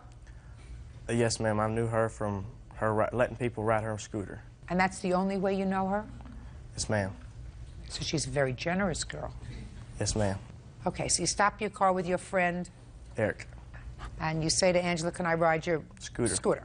And she said? Yes. Good. Then what happened? I left on the scooter. And where was Eric? In the truck. He asked to stay in the truck so we could listen to music. It was kind of cold that night. I said, okay. I turned the keys backwards. I got out, and I asked Angie if I could ride her moped. She said yes, and I left. And then what happened? And then, I don't know. I wasn't there. I drove off. You drove off? Yes, ma'am. Then we're going to hear from Eric, right, Eric? So you're sitting in there listening to music. What music were you listening to? All kinds. Classical? No, ma'am. So you weren't listening to all kinds. Oh. And you're sitting in the passenger seat? Yes, ma'am. What happened? After Matt left, Angie got in the truck, started it, went to back up, asked her what she was doing. She said Matt said she could drive his truck. I said, all right. I really didn't believe it, but by the time we were out of our parking space, I got my seatbelt on, she went to pull out, and we got hit. You got hit by whom? A little family in a Ford Explorer truck. You mean somebody hit you? Yes. Where? On the side of the truck? Towards the front left of the truck. Then what happened? After we backed the truck up, I got out. Angie came over to me saying she didn't know what to do. She grabbed me by the side and said, I'll do anything if you take the blame for it. And then Matt pulled up. Go ahead. She went over to Matt and crying, pleading, and telling him she was so sorry. Matt asked her what she did, and then everybody cleared away from his truck, and he seen that she had wrecked it. Let's hear your version. After Matt got off work, we always go out to the strip on the weekends, and I normally let people drive my moped. And they were out there, and Matt did ask me if he could drive my moped, and I said sure as soon as Shane gets through. And then Matt came back, and I gave him my keys, and I go, hey, Matt, can I drive your truck? He goes, yeah, if Eric will ride with you. And I go, yes, if Eric will ride with you. yes, ma'am. Go ahead. And then I asked Eric, I go, will you ride with me? And he goes, I don't know about riding with a female that I've never rode with before. And I go, come on, it'll be okay. And so then we got in the truck, and I told him to put on his seatbelt, and then we had to turn off the music because I didn't like to drive with music on. And I backed out of the parking spot and went to like the road, and I was waiting to turn, and there was a bunch of cars, and he goes, what are you doing? I said, well, I'm not a very experienced driver, so I'm going to wait. And then there was a black Ford Explorer coming, and they had their right blinker on, so I thought they were going to turn, so I proceeded to pull out, and I hit the vehicle then, and then I asked him what I should do, and he said, well, back up and park the truck. So I did. And about that time, I was like, where's Matt, y'all? And they're like, he's in the parking lot somewhere on your moped. And I was like, well, we need to get him. And so then he came back, and I was like, Matt, I had wrecked your truck. I go, I don't know what to do. And then we seen that the cop was over there, and so we all walked over to the other vehicle where the cop was. And then we decided to make a false police report, saying Matt was driving. That way his insurance would cover it. And then Officer is a friend of mine, and so that night I went to the police department and talked to about the accident, and I told him the truth, that I was really driving. And he explained to me about the trouble that I could get into if I didn't tell the truth. So I decided the next night to go back to the police department, and I talked to Officer, which was the officer that took my statement about what had really happened. Then the next day, Matt and his dad went down to the police department, told their side of the story. But that Monday at school, Matt and I were talking in the hallway. Everyone told me that he wanted to talk to me. And so I got out of class and went in the hallway. And we decided that we were going to tell Matt's dad that I just took the truck without permission so Matt wouldn't get in trouble. But when his dad started going to the cops and saying that I stole the vehicle and we knew that I was going to get in trouble, I said, Matt, maybe we shouldn't do this. And he wouldn't change the story. And that night, I talked to Eric, and Eric was like, well, I'm not going to lie for him. And so I can't believe they're actually standing up here and lying. You do know these two people made up a story about who was driving. Yes, ma'am. And you were there when they made up the story, right? Yes, ma'am. And the reason they made up the story is because your friend wanted to make sure that his insurance would cover the damage. Is that right? Yes, ma'am. And then Angela decided she'd better come clean and tell the truth. Yes, ma'am. And you have insurance, Mr. Stumbaugh, is that correct? I have liability insurance on the truck. And Now, Pam Kinslow verbally agreed to pay for these damages to my truck before the repairs were done to it. oh, well, that's a different story. And my When did son she... came to me on Monday and told us what had really happened as far as Angie driving the truck. I mean, Well, what did he tell you? he told us that Angie had drove, that he wasn't even in, he had to tell us something. His conscience Did he was... tell her that? Did he tell you that he had given Angie permission to drive the ma'am. truck? But he did. No, I don't believe so. Oh, yes, he did. I know you don't believe it, but I'm telling you he did. She said that she gave Matt permission to ride the scooter. At that point, why would he even need to let her drive his truck? I mean, Mr. he already had Stumbaugh, permission. because your son said, can I drive your moped? And she said, can I drive your truck? Sure, you can drive my moped. Is it okay if I drive your truck? And he said to her, as long as Eric will go with you. Oh. And Eric went with her. And I don't care whether you believe it or not. If you don't believe it, you're thick. Because that's what happened. He knows it, and I know it, and he knows it. And the fact that your son gave you a whole lot of who shot John doesn't mean that you have to believe it, sir. You don't have to believe it. That doesn't make her any less responsible for damaging your truck. Ma'am. But I don't want you to think for 1 second that I believe this bull story that your son gave you. And if you do, you're a fool. And you don't look foolish to me. Thank you. Now, you tell me when Miss Kinslow agreed to pay for the damage to the truck. I called her a few days after the accident to tell her, make sure that Angela had told her she was driving my truck. I had got a general idea. Angela told her because the only reason that your son told you was because she had already gone to the police with the truth. You understand that, don't you? Do you understand that? Yes, ma'am. Could I say one thing about Sure. that? When my son told us that Angie was driving the truck, and we went to the police station the next day, the police had no idea about it. When we went on the next day, they had no idea she was driving the truck. She's saying that she had... Joe, let's go back. Matt? Yes, ma'am. How come you went to the police station and told your father that Angie was driving? I felt bad. When Dad said that it was going to be $22,000 worth of damage to my truck, he was going to have to pay for it. I couldn't sleep, I couldn't eat. And at school, I told Angie I was going to tell my mom and dad the truth, and I had no idea that she said she'd went to the police officer. Did she tell you I already told the police? No, ma'am, I had no clue. When you discussed it with her at school the next day, had she already been to the police? She says she has, I don't know. She says she had? Yes, that's what she says right now. Judge Judy continues in a moment. And later today... He made me a little nervous because he had the big stick. They weren't playing stickball or anything, so I kind of kept my eye on him. And then the next morning, my car was keyed. Real cases, real people. Judge Judy. 17-year-old Matthew Stumbo says former friend, 15-year-old Angela Jones, borrowed his truck without permission and wrecked it.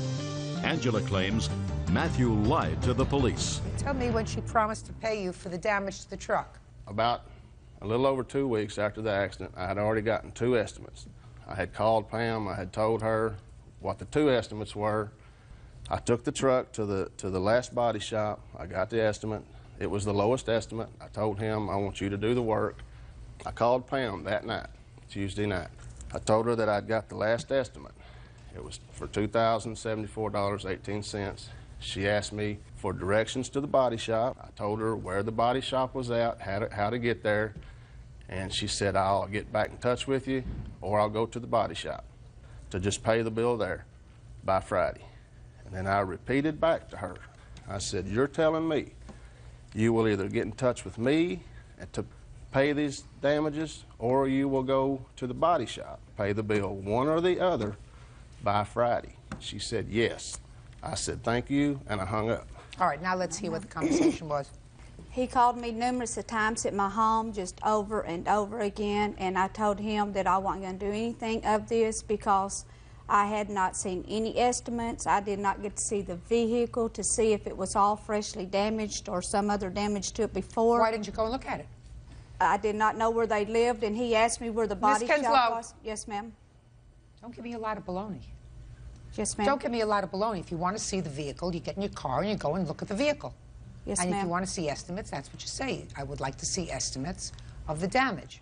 Your daughter already told you that she wrecked the car, yes, the truck. So you knew it was wrecked, and it yes, wasn't wrecked before she got in it. Yes, ma'am. All right. And if he calls, and when you say, well, I haven't seen any estimates, that's suggesting that you're going to take care of it. Well, he said, you know, when I said that he had already taken the truck to the body shop to have it repaired. That was weeks later. Yes, ma'am. And you said he kept calling you and calling you. He kept calling me. And so why didn't you take care of it? What did you expect him to do? Did you ever call him? Did you ever call him and say to him, I'm coming over? No, ma'am, I did not, but I did return his call a couple of times, and then he came up to my work once, was harassing me there, and I asked him if he could go outside. He wants you to do something. Yes, ma'am. Let me ask you this question, madam. Yes, ma'am. Let us say that your daughter gives old Matt over here permission to drive her moped, and he crashes it and destroys it. Who's responsible? He should be. Right. So what are we talking about here? What are we talking about? The damages to his truck. Right, $2,000. That's what he paid to have it fixed. Judgment for the plaintiff, that's all. Bodies are excused. You may step out. He said he didn't want to turn anything into his insurance company because his insurance company would go up on his son. Insurance was never an issue, and she knows insurance wasn't ever an issue. I'm 15 years old. I didn't know what to do. I won't lie ever again. I have taught her to tell the truth, and they were just scared. I'm glad Judge Judy saw it the way she did. And now the next case. All parties in the matter of Prather versus Price, step forward. Teacher Mark Prather is suing 13-year-old student Darius Price and his father, Fred Price. Mark claims Darius keyed his car. Mr. Prather, it is your claim that I assume this young man, whose name is Darius, Yes. keyed your car. That's correct. And so you want his father to be responsible since Darius is a minor. How old are you, Darius? 13 years old. Tell me where this happened and tell me why he keyed your car. Your Honor, this happened July 23rd, 2002 on my street, and I had my trunk open. There was a bunch of kids playing, including Darius, who had a big stick and was playing around. He made me a little nervous because he had the big stick. They weren't playing stickball or anything, so I kind of kept my eye on him. The defendant here, Darius, struck up a conversation with me. He said, "Nice car, buddy," and I knew he was ironic, being sarcastic with his tone. He said, "Nice car, buddy." Basically. Go ahead. I said, "Don't patronize me," and that was the end of that. And then the next morning, my car was keyed. Judge Judy continues in a moment. Now, other than what you've told me, what proof do you have that he did it? Well, I have I have two witnesses here and a notarized statement from a witness that couldn't make it today. I don't take notarized statements, so I will take a witness if you have a witness here. Who's your witness? Well, I have two witnesses, Deshaun, Joey. These two young men? Yes. Okay. Step up, please. Tell me your name. Deshaun Harris. Deshaun, how old are you? 12. And your name? Joel Simmons. How old are you, Joel? 10 years old. Okay, Deshaun. Did you see Darius do anything to Mr. Prather's car? No. You did not? No. Did you ever have a conversation with Darius about doing anything to Mr. Prather's car? No. Did he ever admit to you that he did anything to Mr. Prather's car? No. Sit down. All right, Joel, I'm going to ask you the same questions. Did you see Darius do anything to Mr. Prather's car? Yes. What did you see Darius do to the car? He had 5 Cadillac keys, and he scratched up this stolen truck. Is that your car? No, Your Honor. There was a black pickup truck that was also keyed that was impounded in a Cleveland impound lot outside. I had pictures. I have pictures of my car as damaged here. Okay. Joel, did you see Darius key Mr. Prather's car? No. But you saw him key a black truck? Yes. Did you ever tell anybody else that? Yes, only my mother and my grandma and my uncle. So you told your mother that you saw Darius key the black truck? Yes. And you're sure that you didn't see him key Mr. Prather's car? Yes, I'm sure. Do you know what color Mr. Prather's car was? It was red. Is that right? Yes. You never saw him go near the red car? Nope. Because he had a big old stick walking down the street with it. He said he was a bad boy walking down the street. He was showing off with the stick? With the big acting foolish? Yeah. Sit down. You understand the problem, Mr. Prather? Yes, I do. I'm sorry, I can't help you unless I speak to Darius, and Darius tells me that he keyed your car. Did you key his car? No, ma'am. Did you key the black car? No, ma'am. Well, you think that Joel is lying? Yes. No, he's not. What were you doing walking down the street with a stick? I didn't have a stick. I had a bike chain. A what? An old bike chain in my hand. Well, what were you doing with an old bike chain in your hand? Because Joey needed a bike chain to fix his bike. So you weren't walking down the street acting like a big shot? No, ma'am. You sure? Yes. Okay. Maybe it's true. Anyway, you have no proof, sir. Your case is dismissed. That's all. Parties are excused. You may step out.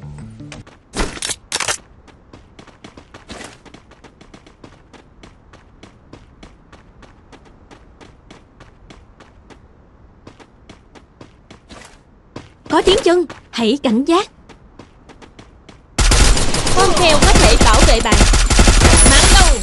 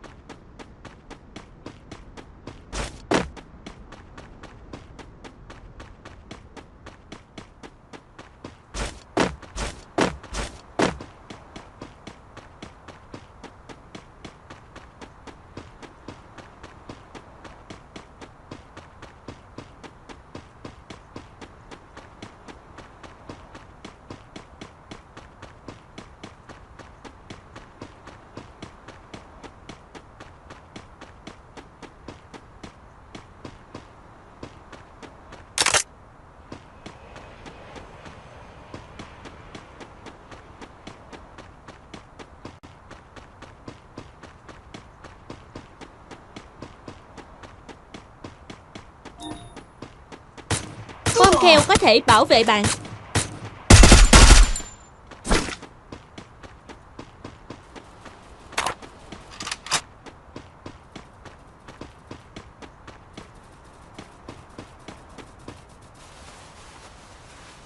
Sắp ngỡm rồi, hồi máu ngay.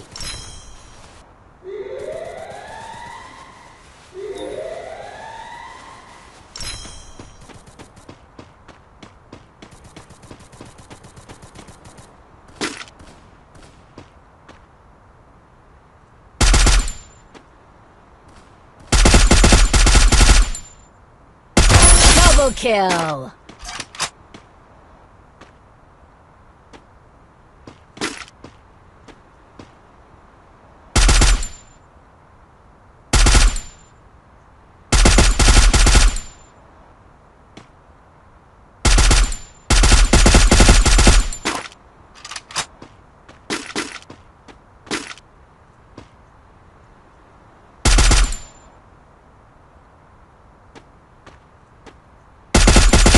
Triple kill.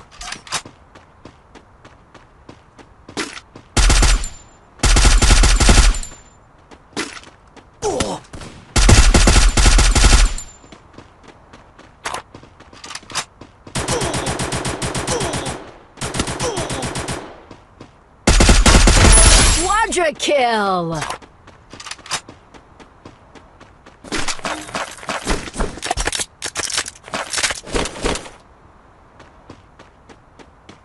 Sắp ngỡm rồi, hồi máu ngay.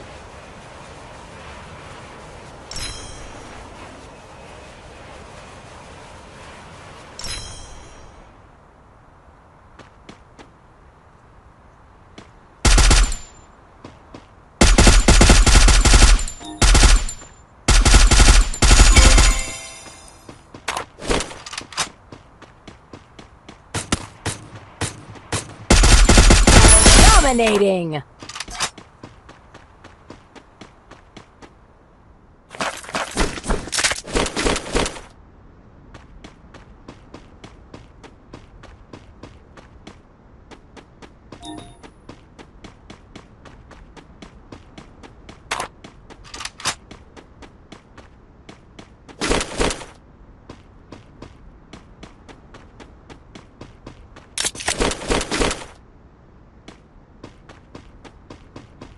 Giáp bị hỏng, cần sửa chữa.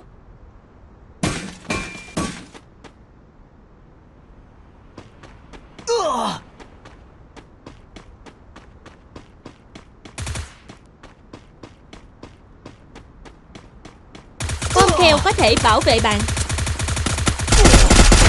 Unstoppable.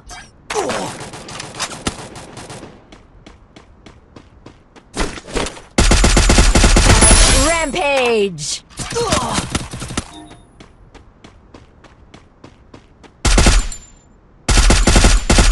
Killing spree.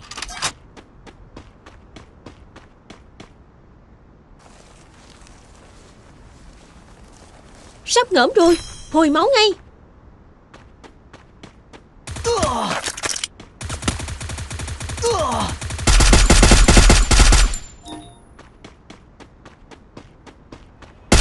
Killing spree.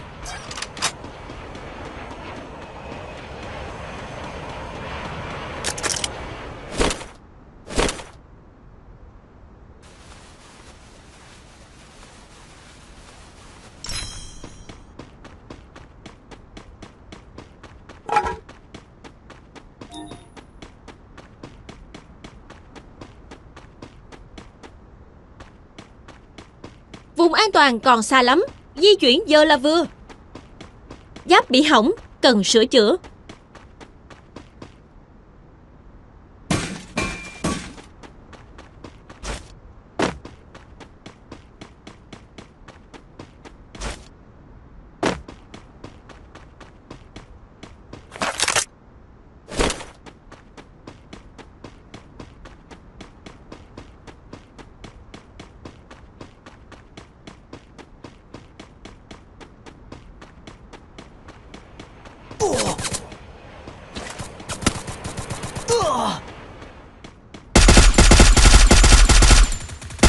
Killing spree.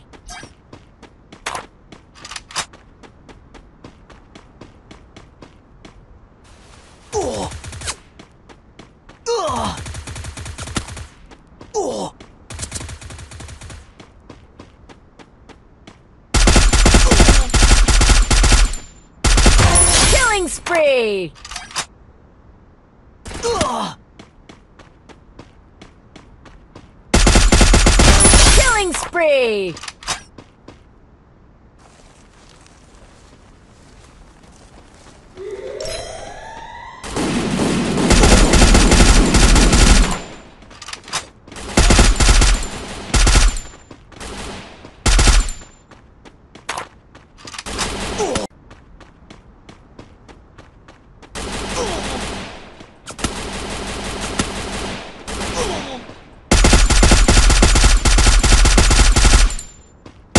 Killing spree!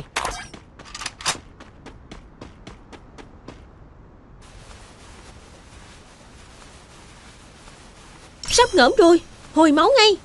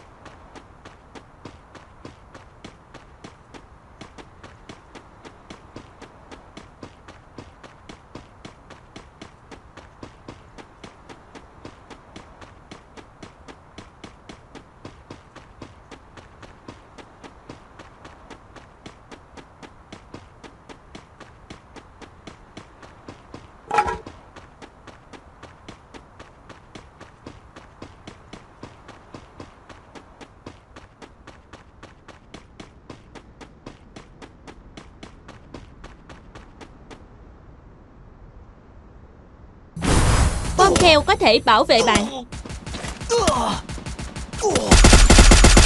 Killing spree!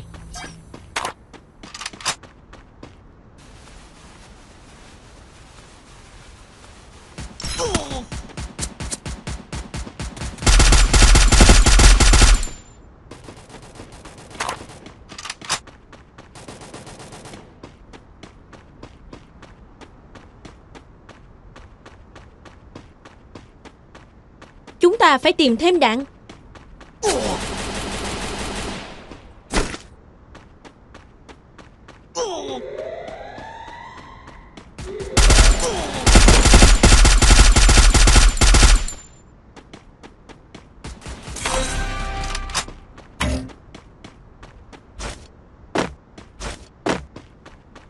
Máy bán hàng có đầy đủ các loại vật phẩm. Sắp ngỡm rồi, hồi máu ngay.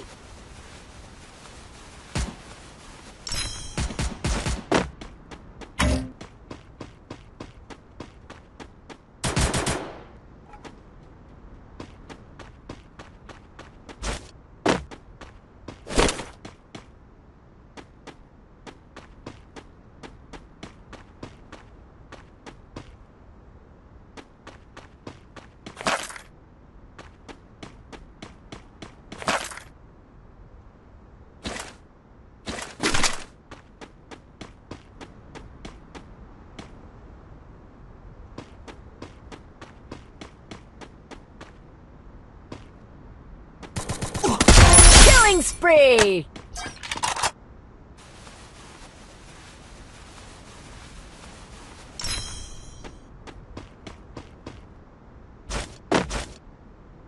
Rơi từ trên cao xuống đau lắm đó. Rơi càng cao mất máu càng nhiều. Nhớ cẩn thận nhé.